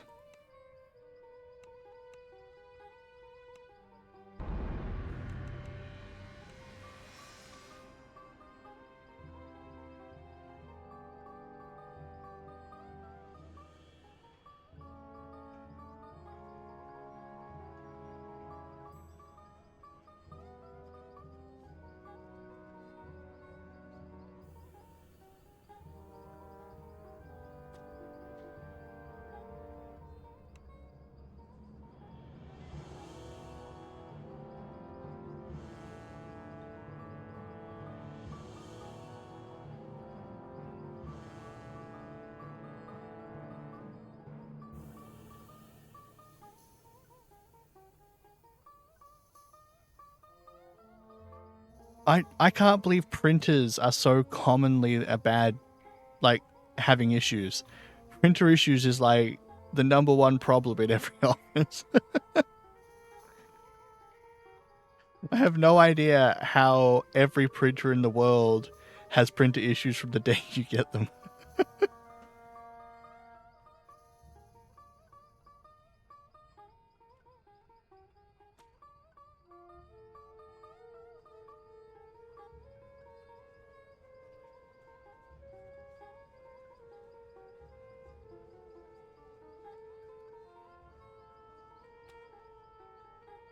Yeah.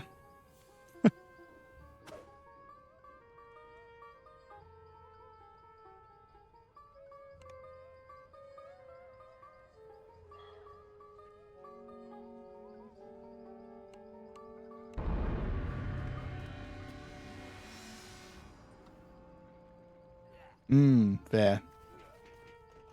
I finally have a second spell for people.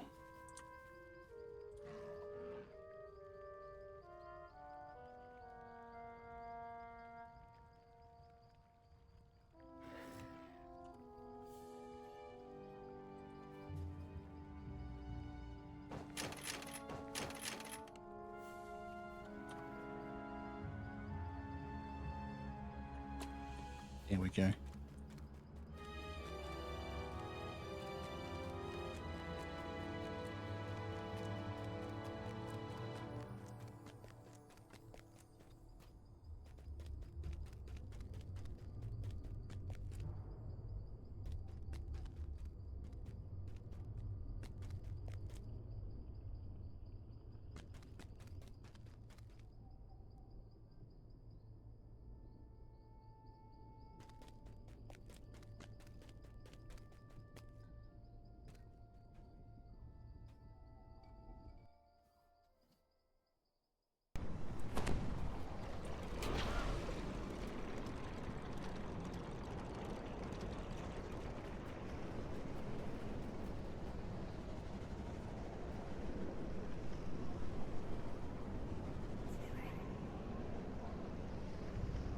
Back to Ravenloft.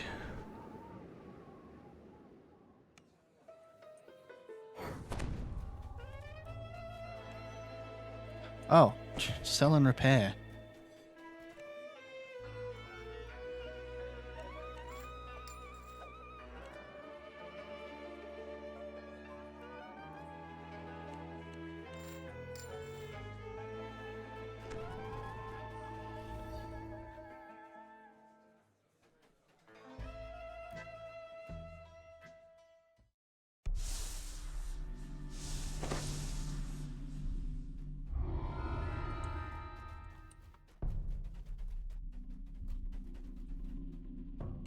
Ooh, DDO store points.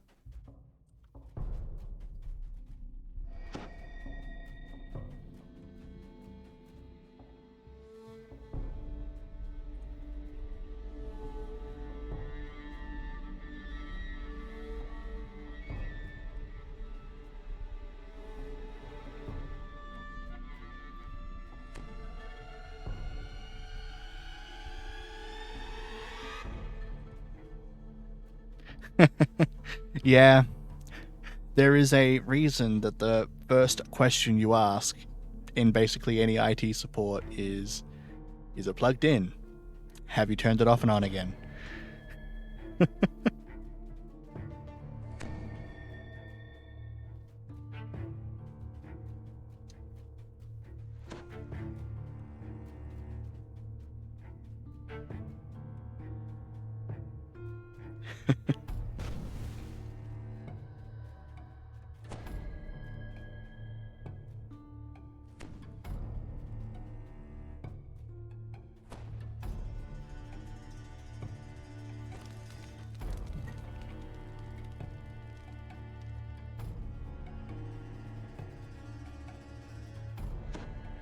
It is quite shocking how many things can be solved by simply just letting the code reset itself and re-establish its connection.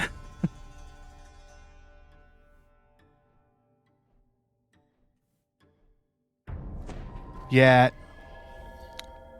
it certainly isn't easy.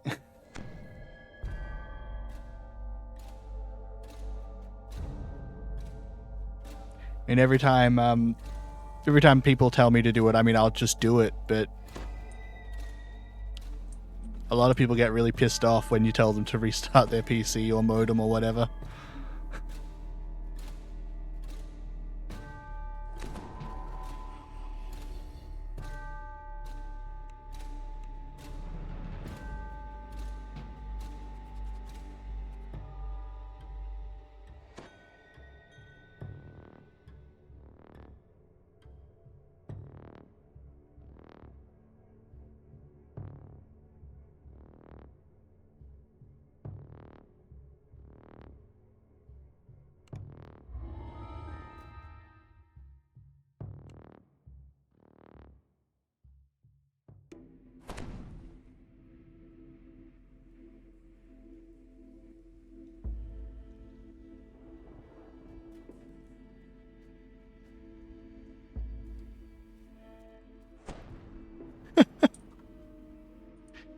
So you're going to go look at the power cord to see if it's plugged in. Clever.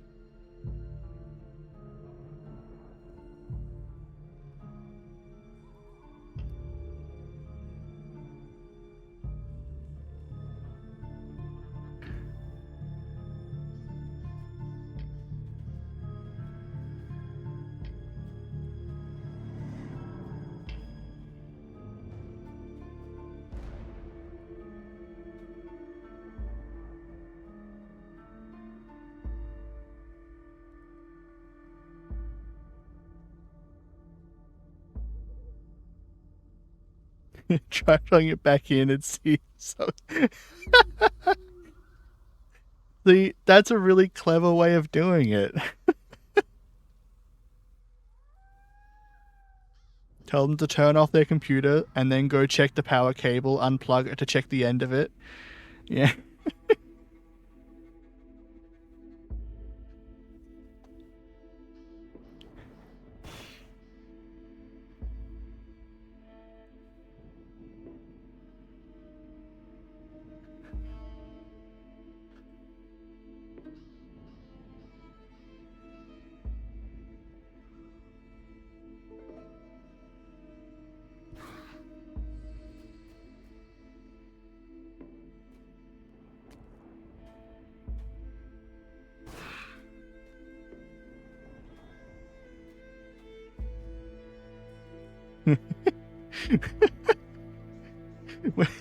One of our members has decided to go and bank, even though he knows he shouldn't be doing that until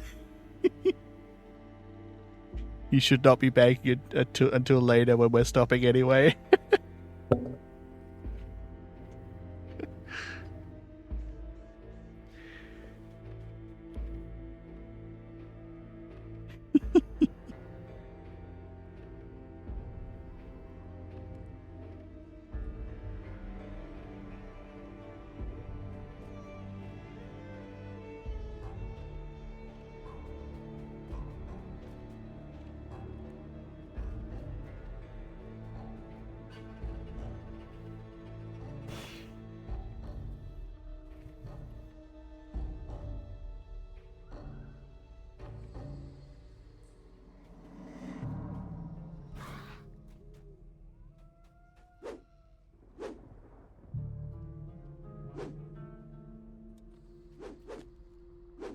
Duergar looks like it could be rather fun.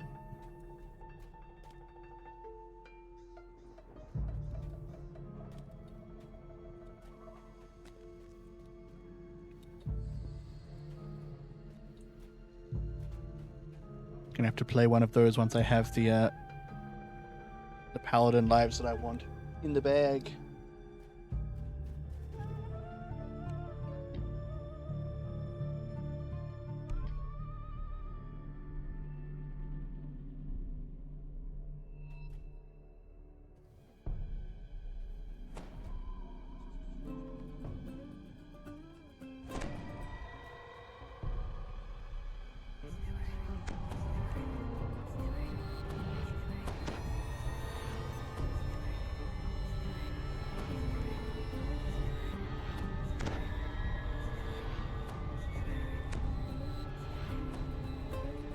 Yeah, I have 2 buffs for everybody now.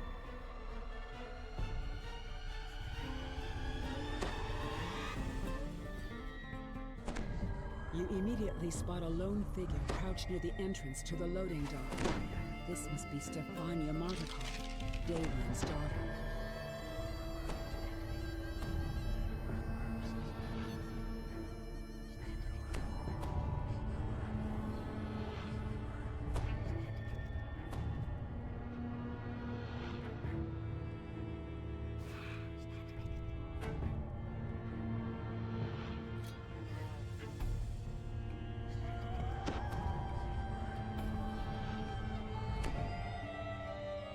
My best story from work was this teacher came in with a MacBook Pro and was wondering why it wouldn't start. We found out that she drained the battery dry. When asked if she could give us the charger for it to test why it didn't charge, she said, well, it says it has wireless charging, so I threw... Are you... No,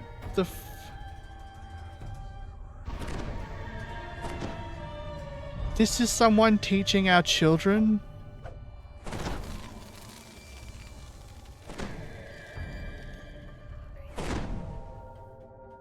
Oh no. I would definitely be asking what school they work at and never sending my kids there. And purify the wine. Stefania begs. Our wine is the last drop of hope some people have.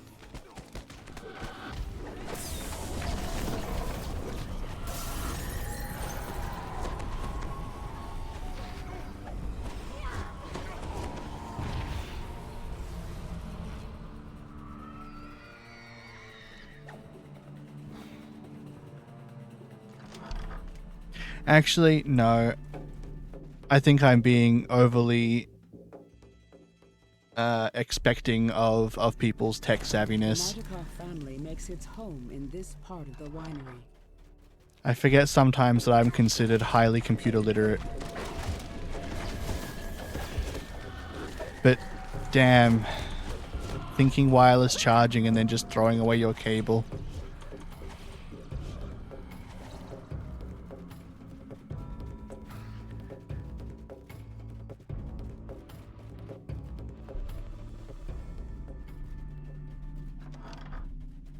Yeah.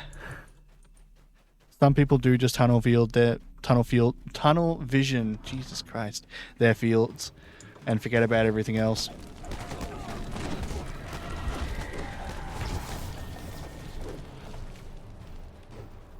I think another thing that people need to do more often as well is actually read manuals for things. Because it is so common for terminology and words to not quite mean what people think they would mean by just hearing them.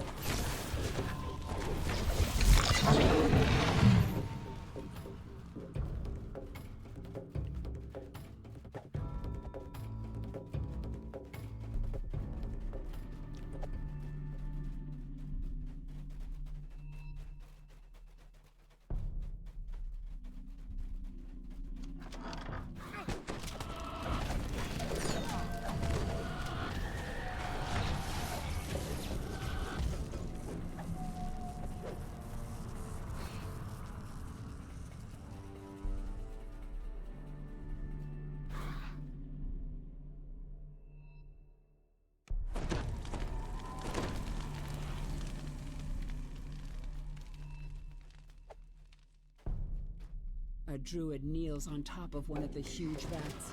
Protected by mystic wards, she is completely consumed by the task. Poisoning the This is an optional room. You don't have to come in here, but I like to come in here to take these out. Ooh, lag. You spy a tangled heap of vines and roots. Well, yeah, I can imagine trying to figure out the actual root cause of that one would have been just an absolute discovery.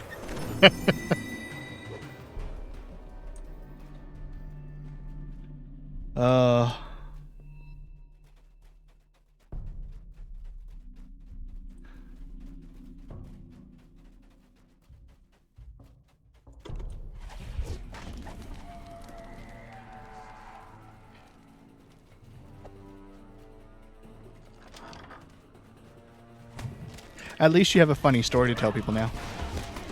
She didn't want to pay for a new charger, but she threw it out. That's not anyone's fault but hers if she didn't read the manual. What was she hoping that would be on, like... It's under warranty. Come on, you threw it out. You didn't read the manual. That's not our fault.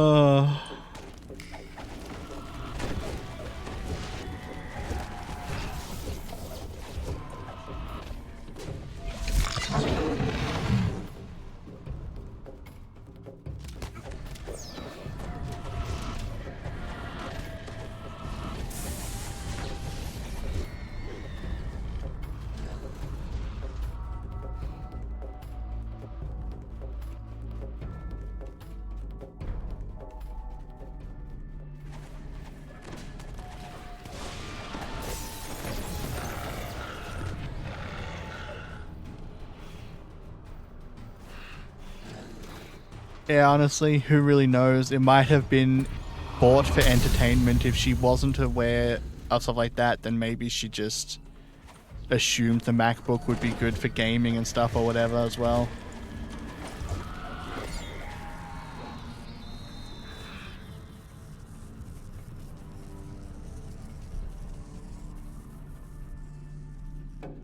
Oops, forgot these guys spawn.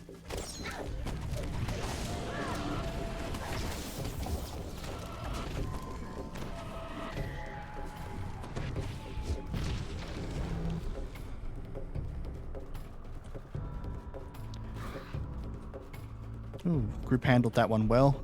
People who normally get caught in the circle actually moved out of it and everything. The dark and the damp.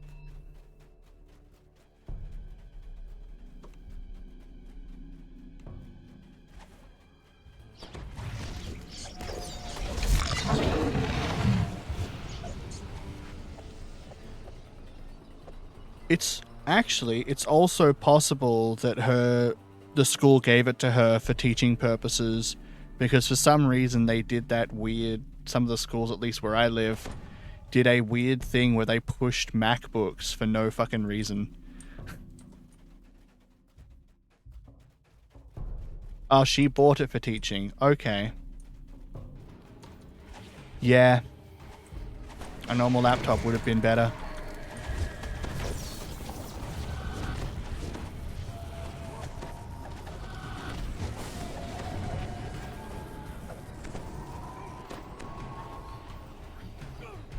You found all the ingredients needed to purify the wine. Now to add the antidote to the large wine vats on the main floor of the winery.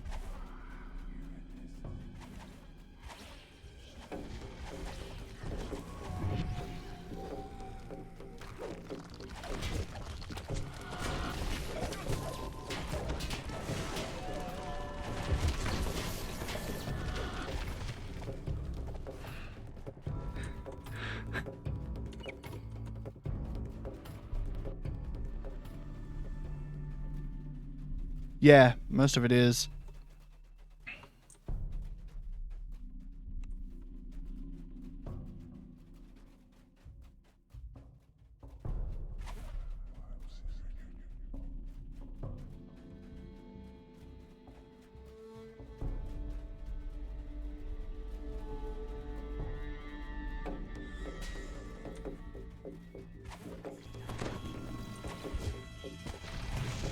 Whoa. We were going to walk around, but our tank decided to wander in there.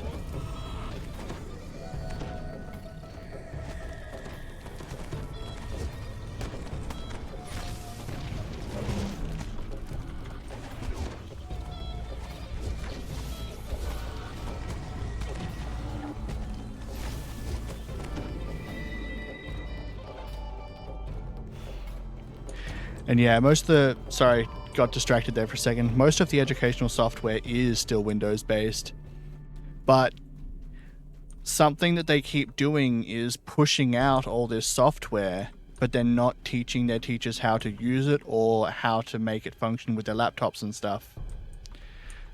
So teachers are just expected to figure this shit out on their own and have no idea what they're actually doing in regards to it.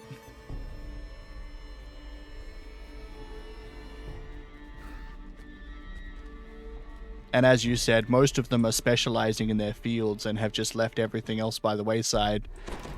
So they just don't really have any tech savviness to go for them.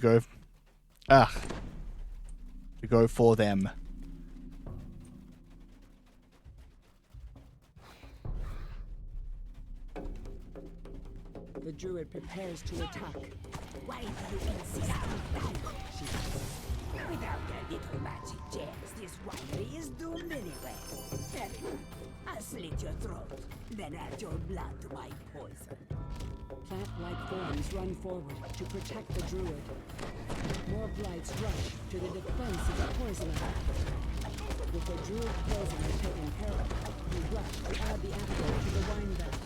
The choking stench of the poison fades. He is flooded with the sweet smell of fermented grapes. Thanks to you, the Wizard of Wines will produce one more vintage. I actually wonder if it's a form of conspiracy, and this is going to sound weird, but hear me out for a second.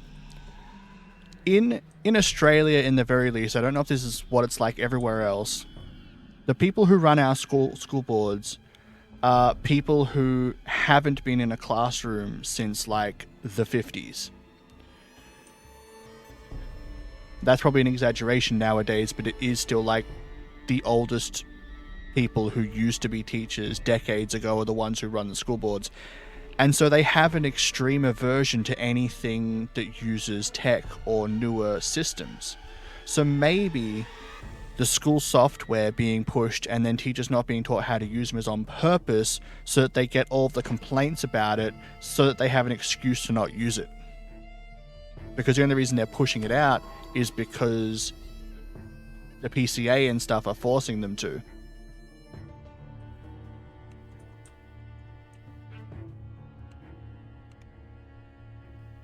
I know that some schools gave out iPads to kids, But man, I think it was a waste of money, and it's crippling their knowledge needed for future jobs. 3/4 of kids nowadays don't know how to use a keyboard and mouse. Yeah, that is definitely a big thing as well. A bunch of schools in Australia gave out, annoyingly, not real laptops. They were mostly like iMacs and stuff, and MacBook Pros. But at least they were learning to use a keyboard with those for, you know, all of the desk jobs that you're going to have to do in the future.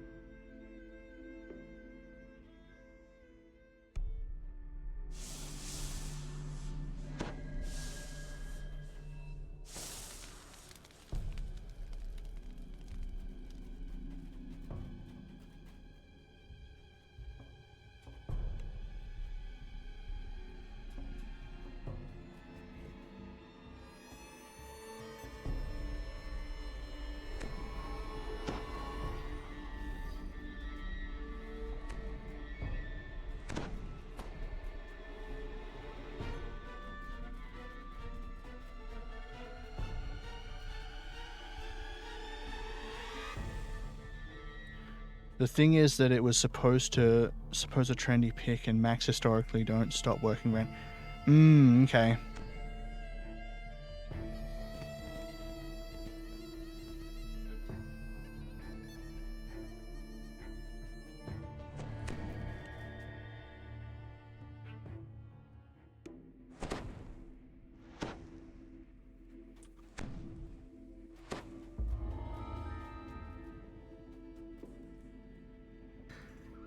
We're in a Slayer area.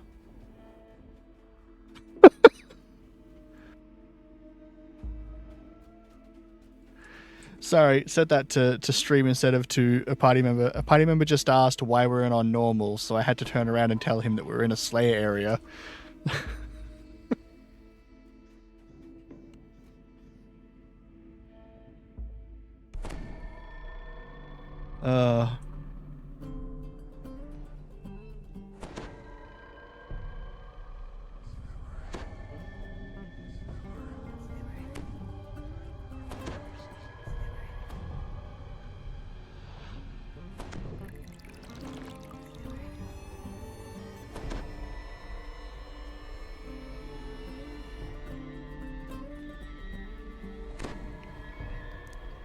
Yeah. The education system is weird, and Australian education system has extreme problems, and that just aren't being sorted. I know that this is specific to Australia. Australia has these problems, and there are places where this just isn't an issue.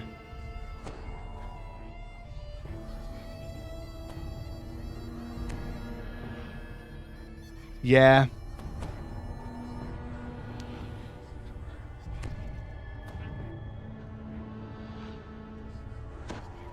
I also just don't know why you would want them to use a tablet as opposed to having the laptop.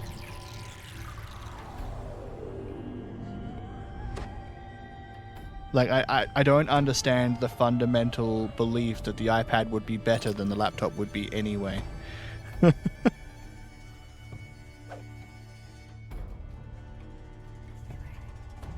chill wind blows down from the slope. You can get laptops with touchscreens, though. They've been around for like a decade at least. A strange rhythmic chant can be heard in the distance. More than that, they've been around since I was in high school. Arcs of lightning jump from stone to stone, blocking your path. Lightning dances amongst the parent stones. Oh, they're not good, are they? Okay. The only experience I've had with one was, basically it was a Windows tablet that basically had a keyboard that you attached to it to use it as a laptop. And it lasted the person who had it like 8 years, something.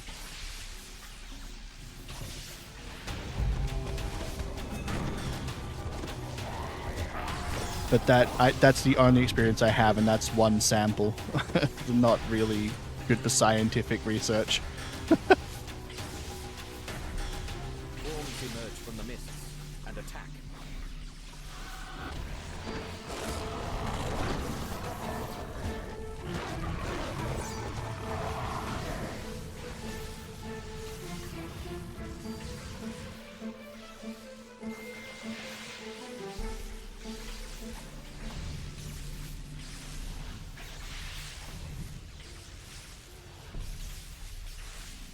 I recently had to get a laptop actually because I was doing a business course and they decided it was mandatory for their members to have laptops.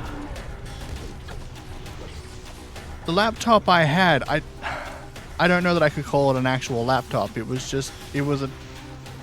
a glorified tablet. It was a laptop that ran a tablet OS and functioned exactly like a tablet would, except without a touchscreen. It was not a good piece of tech, and then I never used it for the entire course anyway, so it didn't matter.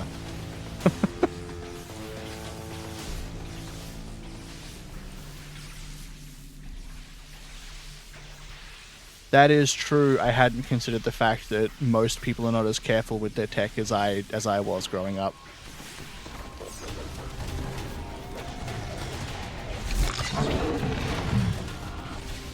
I do forget that all the time.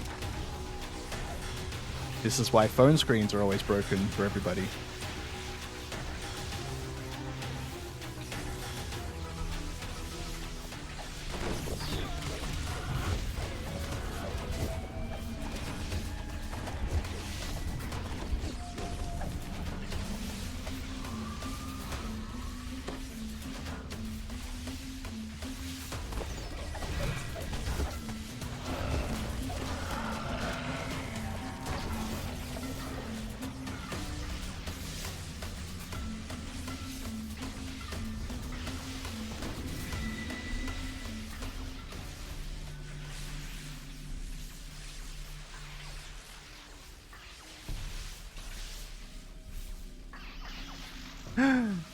Are you saying I was a poor kid? I was a poor kid. I'm not gonna lie. I came from a poor family. I'm from a poor family.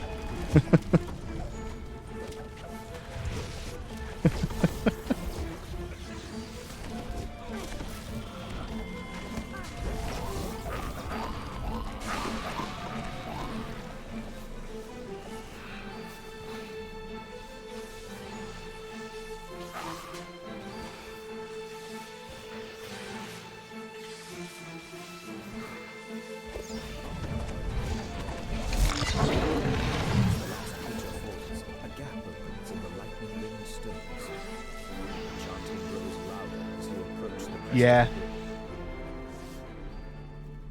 A wave of dread washes over you as you enter the circle of stones. Ahead is a huge, looming statue. A statue you recognize as Strahd. The Archdruid shouts, "Do not let them disrupt our ritual! Attack! Stop them! Stop them!" Honestly, that's probably why I got...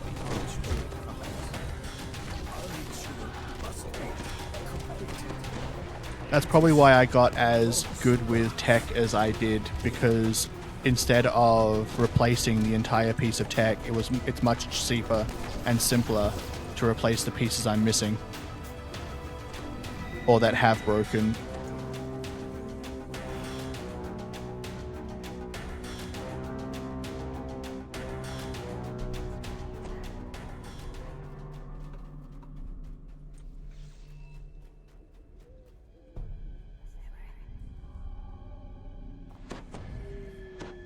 Examine the statue and find a hollowed-out cavity in the chest.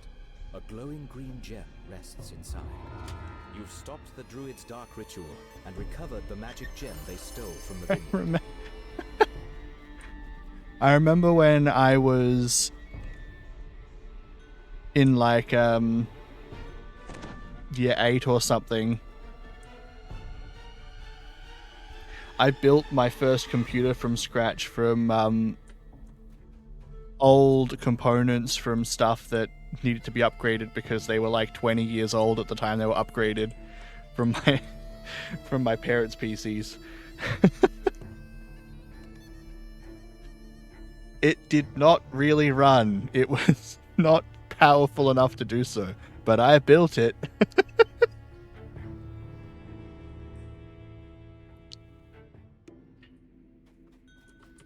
And I did it completely like self-taught. I figured out how to put it all together, and my parents were just spinning the fuck out like, what? What the hell? What do you mean you got this PC to actually run? Yeah. Oh.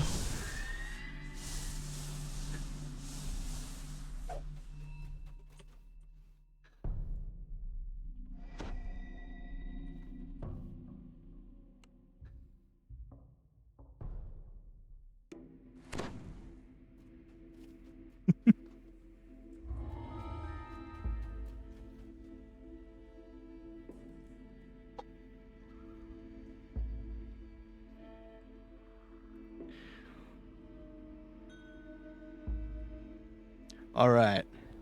We may have some deaths in this one because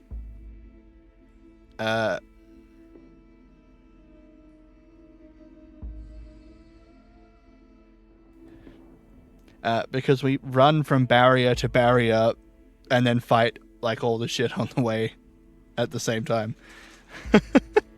So we're probably going to end up with fights where there are a ridiculous number of enemies as well as multiple Reapers.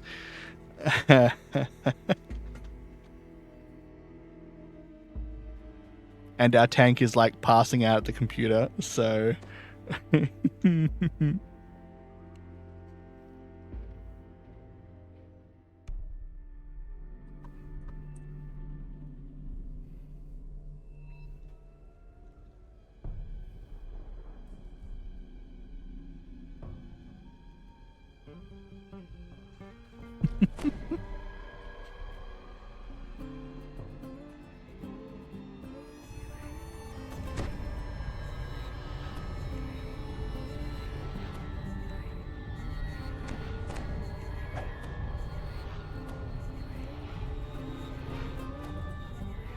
This quest has bugged out on me a couple of times. It's been a long time since it's bugged out though, so maybe they fixed it. But if the bug still exists, occasionally when you were dealing with the crows in the last area before you enter the hag's hut, sometimes freeing them doesn't actually trigger the ability to enter the hut and to finish the quest. If this happens, recall out, reset, retry. There doesn't appear to be a way to fix it from in the quest.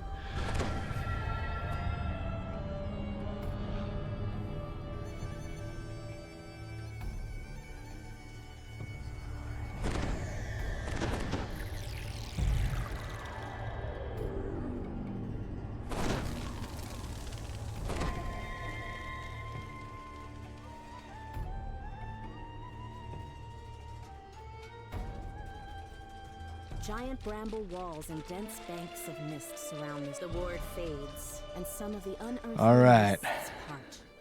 You are now able to enter the ruined village of Beres.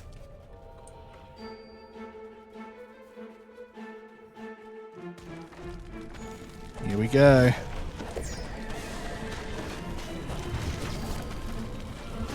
The last scarecrow crumples, and the magic of the nearby ward is disrupted. A section of mist fades, allowing you to explore further.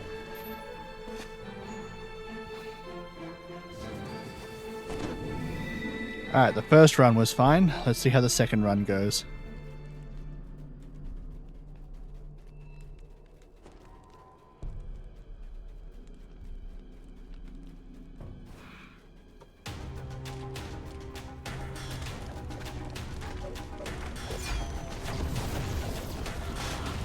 With the magic of the ward gone, the nearby mists part. A faint calm can be heard in the distance. Nope, it was all fine. Didn't have to worry about any of it. Catches your eye in the ruins to the southwest.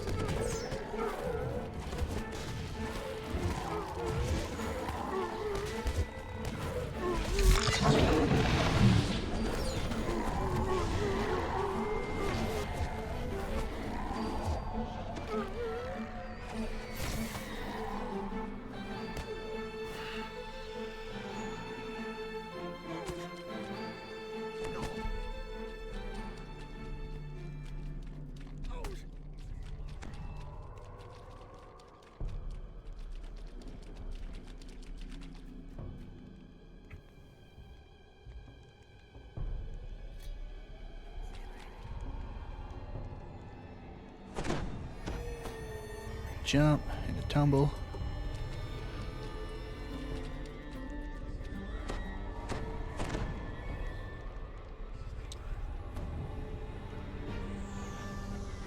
I like how we made it through both of the runs that I was worried about multiple Reapers spawning and being an issue. And after those is when someone died.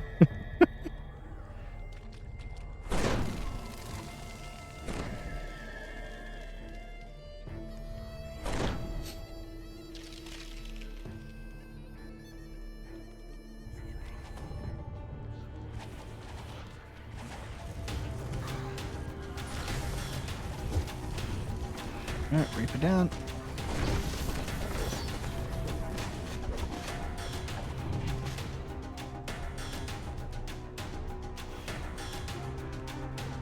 The freed raven flies off. The ward's magic fades, allowing you to explore further into the village.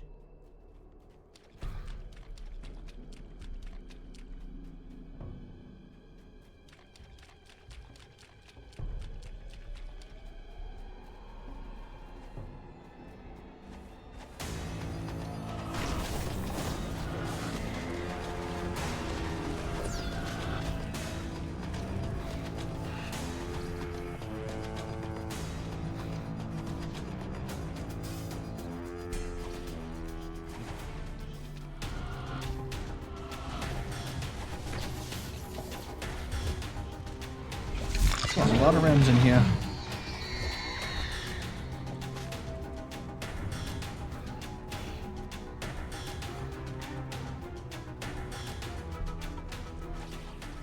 Flapping wings and frantic caws can be heard from the ruined building to the northwest.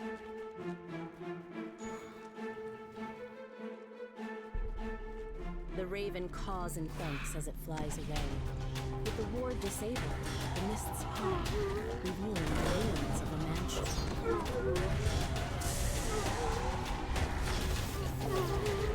Howlers can be very nasty.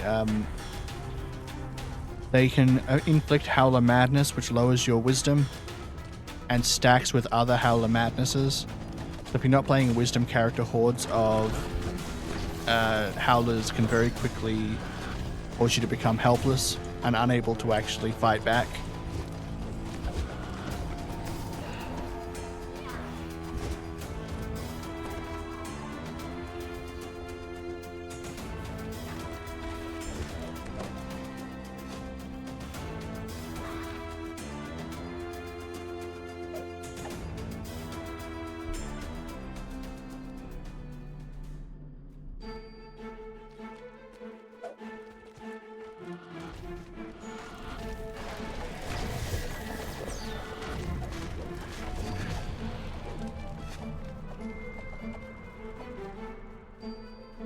Sounds of weeping can be heard further into the ruins.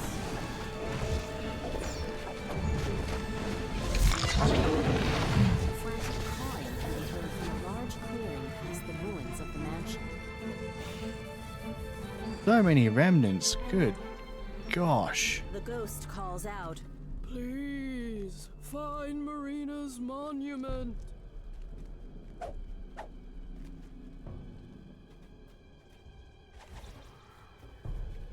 the ward is dispelled and the nearby mists subside. They were just here. Now make out a large area of open swampland to the southwest. Perhaps Bachelor satisfied. Loud caws can be heard from both the southwest and the south.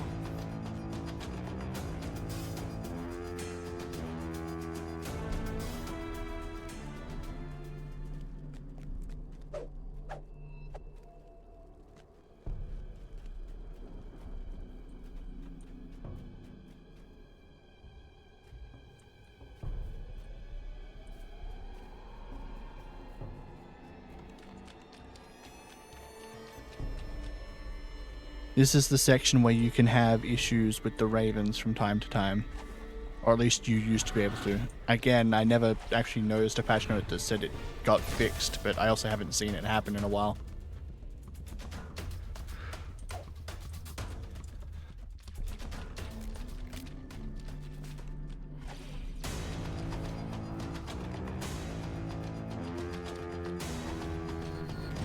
Damn it. My cat knocked over my heater. A raven caws loudly, as if it's trying to get your attention. There we go. Several Fix it. scarecrows wander in.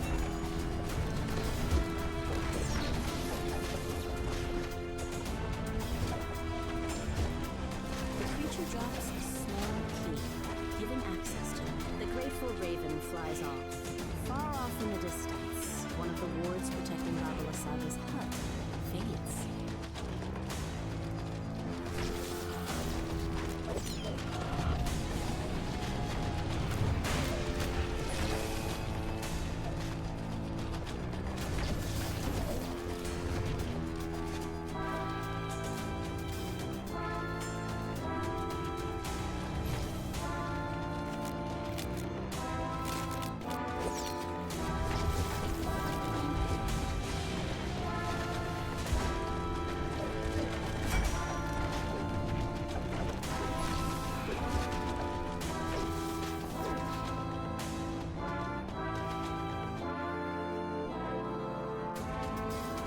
Once you've freed the ravens, that hut in there, behind those brambles, and that mist wall, are where you end up.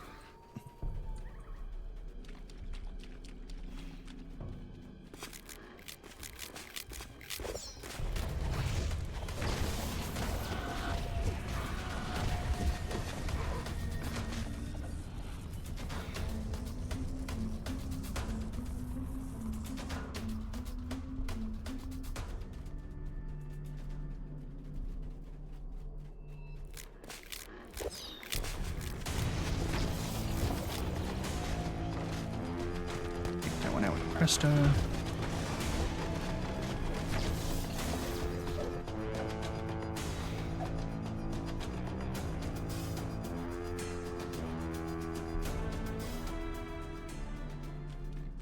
A nearby raven croaks excitedly.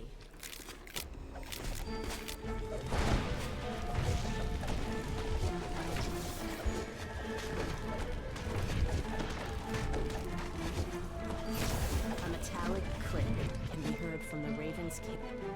You've deactivated a ward protecting Babalasaga's hut to the east. Right, it looks like it did not bug out on us. Its wings and flies off. The magic wards near Babalasaga's hut have all been removed. The ensorcelled mists lift, allowing you to enter the area. You've found And now we can go deal with Baba Lasagna. but the magic mists that swirl around the wood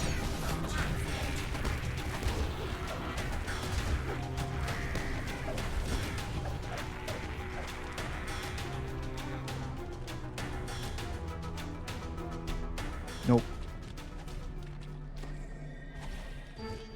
Nope, they removed DV from the game from players. Oops, wrong chat again.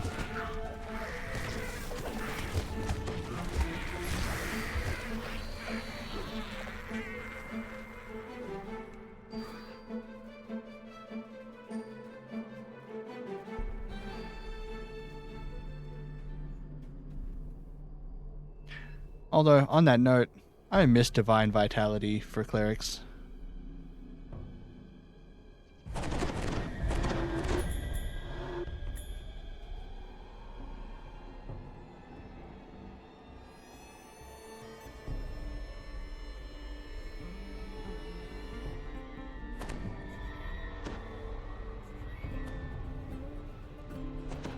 At least there are still some hirelings that have it.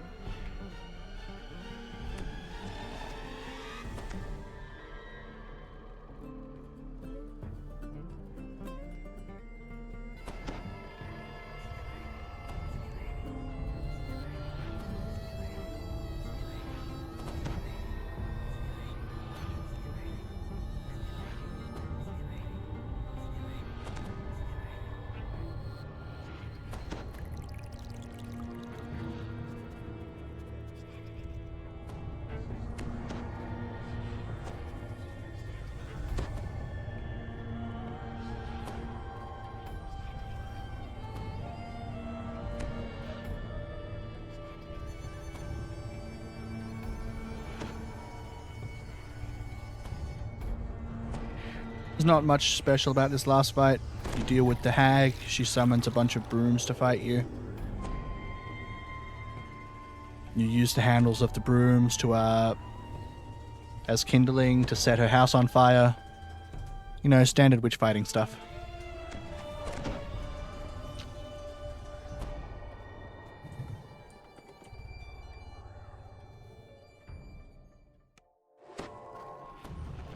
A rank smell fills your nostrils as you enter the surprisingly spacious hut. A caged raven makes a commotion in the northeast corner. As the raven flies toward the exit, it says, "Take the gem from the chest and flee. This hut is more dangerous than it appears."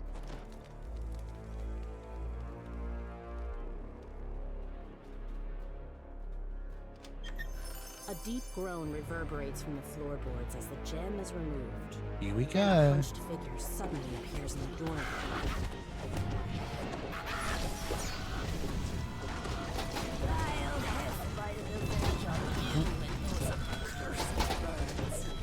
Just you wait!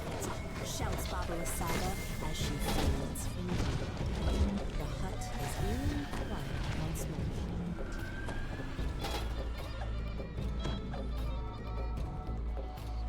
more. Ooh, double vengeance and a despair in that fight.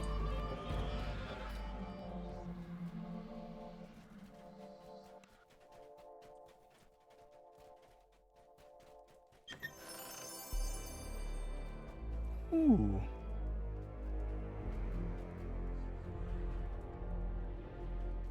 An offhand axe.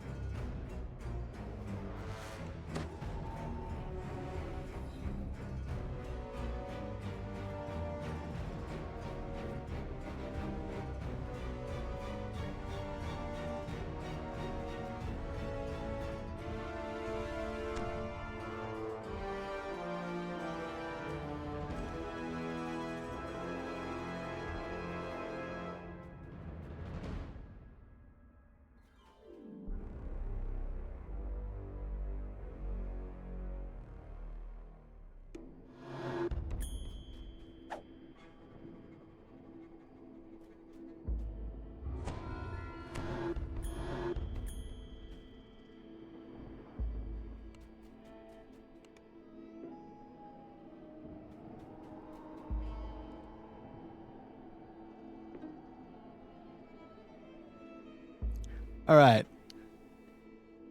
We are going to do the last one now, despite the fact that we've got someone passing out their keyboard.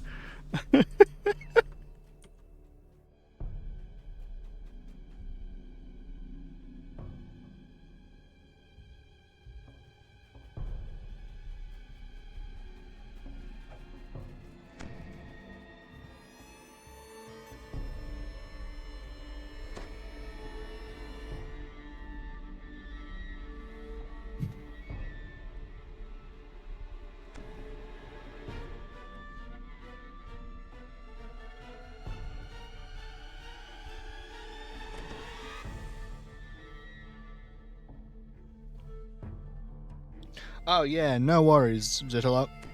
No worries, Z at all. Go get yourself some rest. I hope it cools down. And I hope you begin to feel a bit better.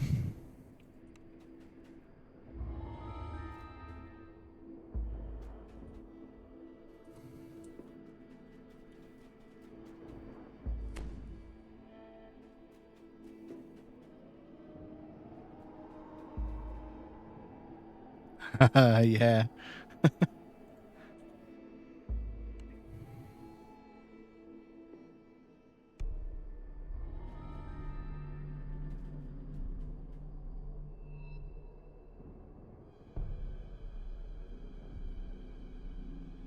Seek delight where the abbot hoards his most precious treasures.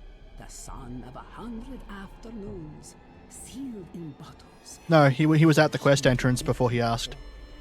Yeah. A blessing lies hidden here, in the cool shadows of the trees.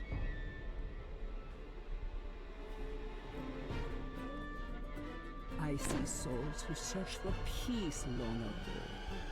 They found torment instead. Alright. This quest has an optional that's like close to the entrance, but you can't do it until you're about 3/4 through the quest. They give you a door to come back, As well. so you can sort of loop back around to get it. And I'll show you where it is at the end there in case you are unaware of how to go and do it.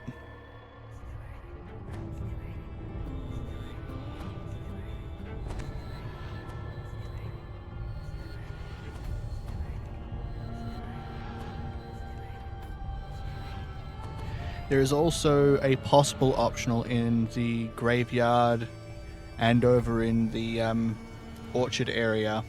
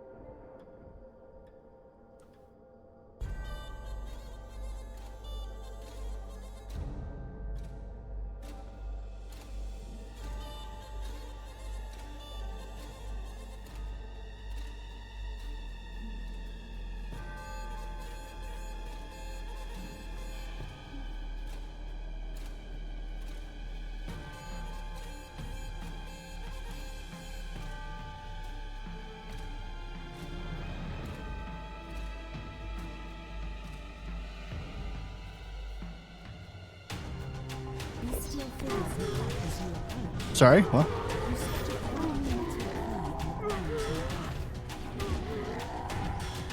You pick up the tarnished key.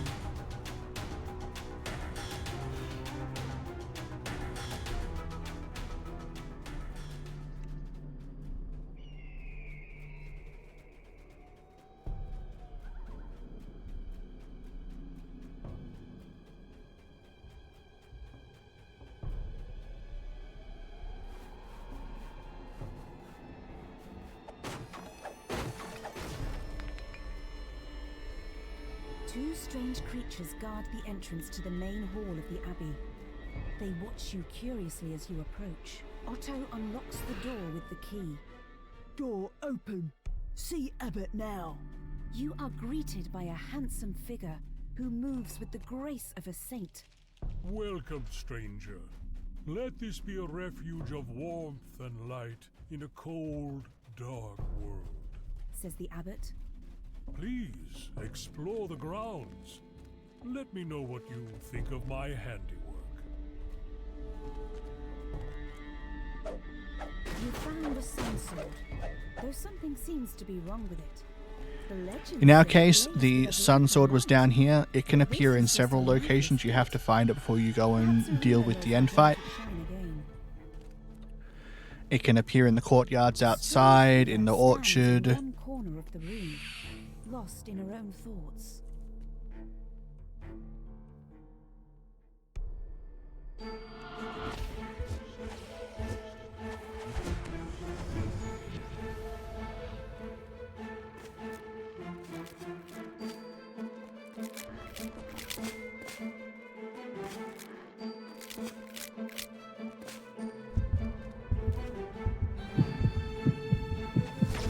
Because we're psychopaths.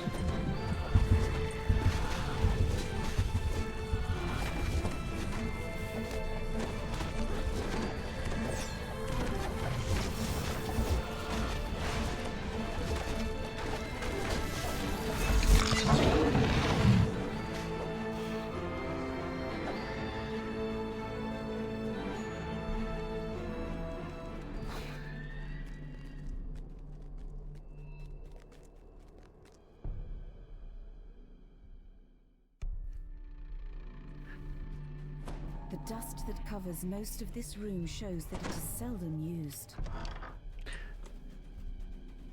That turned out fine anyway. I think those tentacles carried that fight plenty. They're all slowed.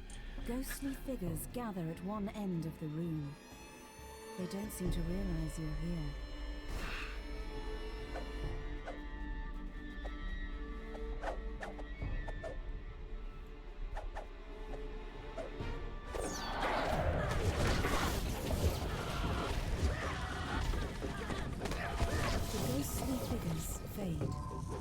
You hope their tormented souls have found peace.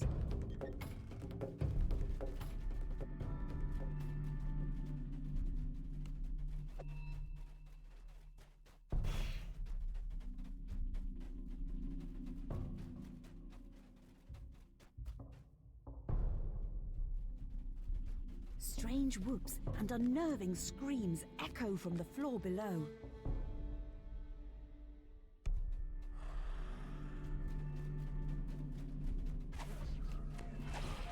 Tall, silent forms shuffle down the corridor, while strange cries come from Flesh golems get hasted when you use electricity on them. They can be very dangerous if you do that. It makes being a storm singer dangerous.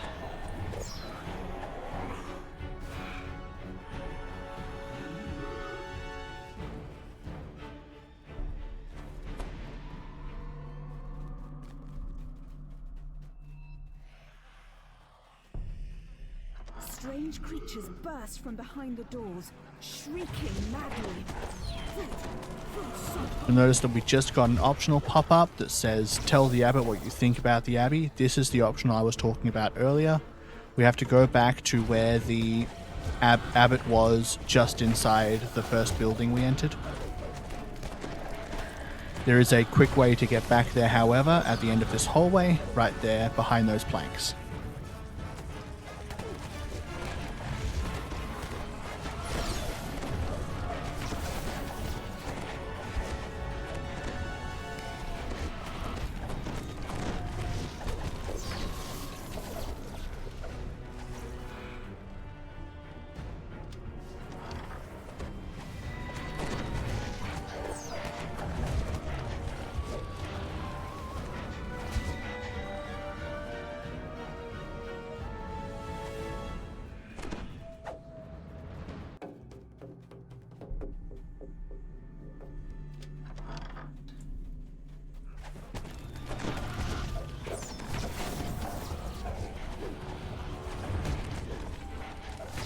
Inside one of these rooms should be... Oh no, the final note will be downstairs. Never mind.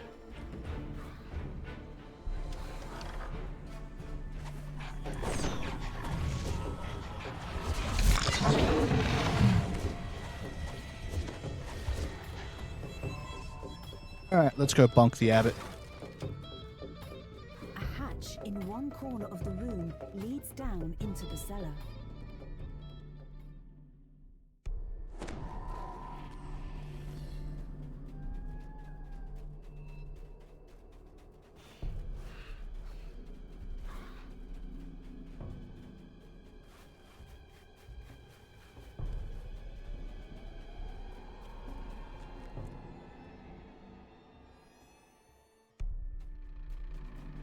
You've returned. Booms the abbot. Please tell me what. Vasilka counts as a flesh golem, so be careful when hitting her with electricity. The abbey and this land. Says the abbot.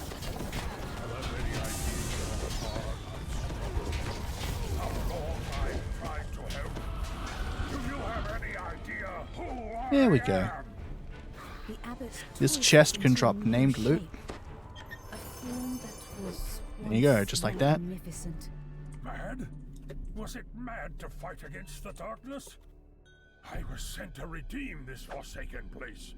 My struggle has been longer and harder than you can imagine. And I will strike down anyone who tries to stop me. The abbot falls to his knees. Darkness. Nothing but darkness. He cries, as his mortal form vanishes from this world.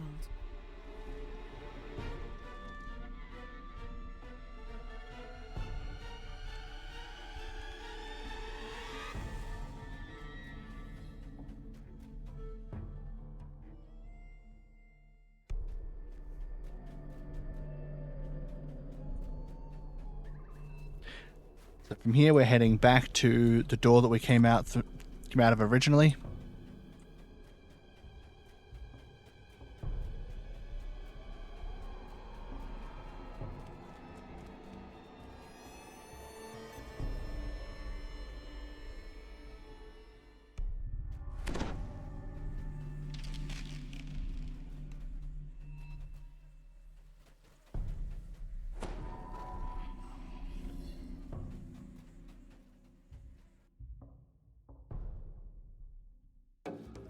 You head downstairs.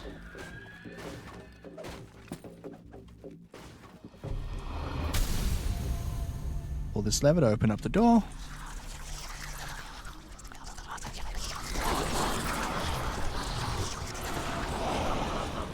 The last note we need for the optional should be somewhere down here.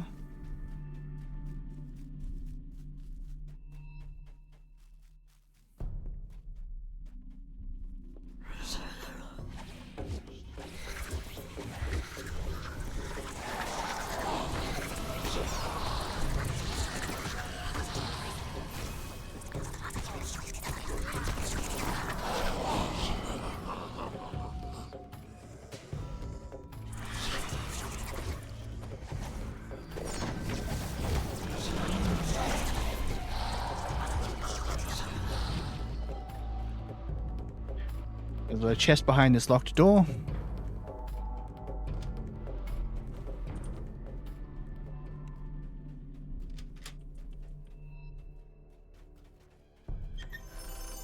There are crawling claws down this side. The note should be in here. Yep, there it is.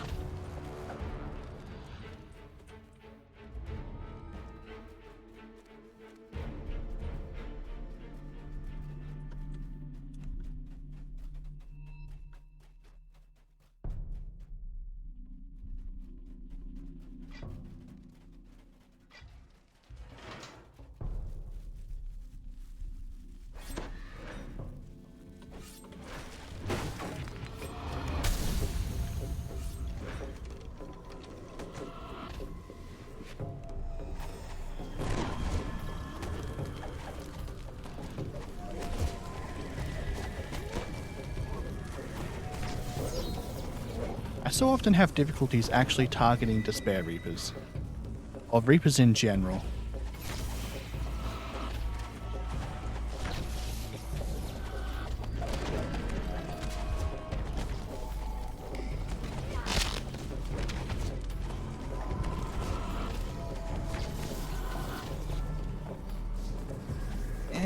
I don't need the shrine.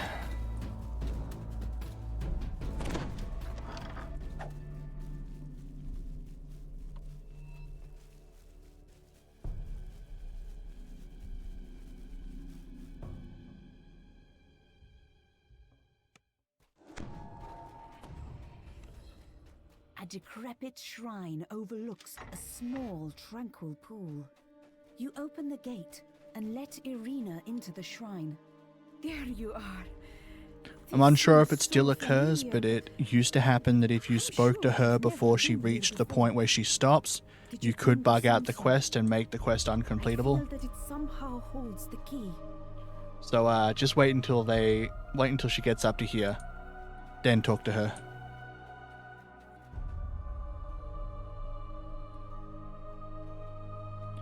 Now, when you're dealing with the last fight, you want to fight the person who spawns Strahd in the water.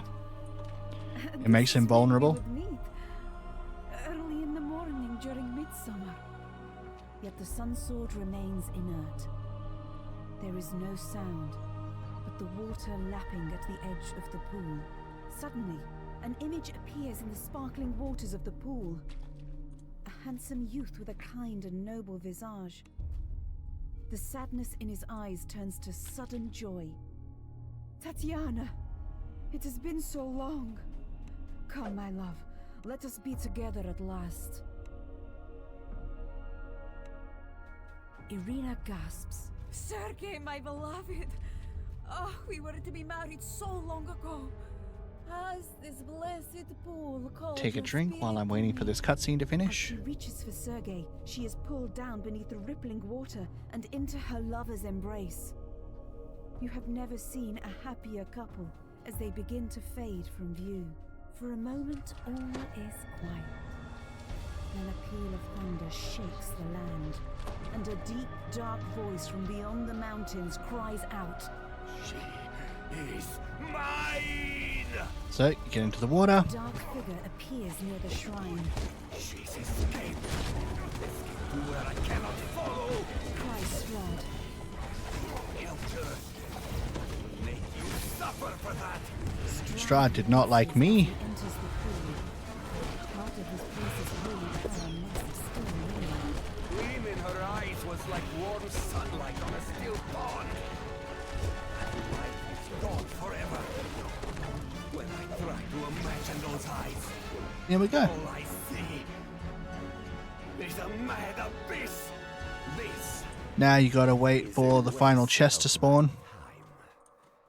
You are trapped here, just as I am. Better to leave you alive. I can watch your dreams die slowly. With that, There's the Strahd chest. vanishes with the wind. For a moment, you despair at being left behind in this Ooh, a dreary, Reaper. defeated land. A Then, Reaper that enchantment. morning, the sun sword blazes forth with a warm, bright light. You pick up the sun sword. The instant you touch the hilt of the dazzling weapon, you realize that this is the weapon that could slay Strahd. That this is the key to ending his dominion. Something starts to grow within you. Something you had almost forgotten. Hope.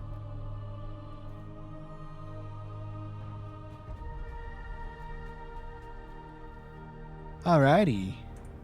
That is the final one of this quest chain. After you've finished this, if you're handing in sagas, don't forget to go do so. Hand in your quest chain.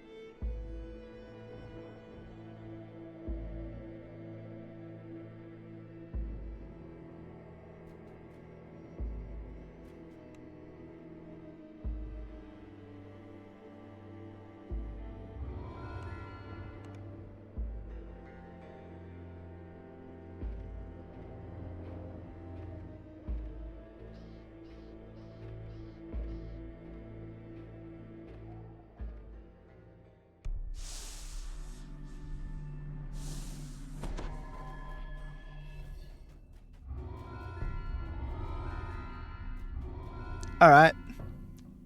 I think I'm going to stop streaming now. Thank you all for coming along. Hope you enjoyed yourselves. And I will catch you all next time. Peace.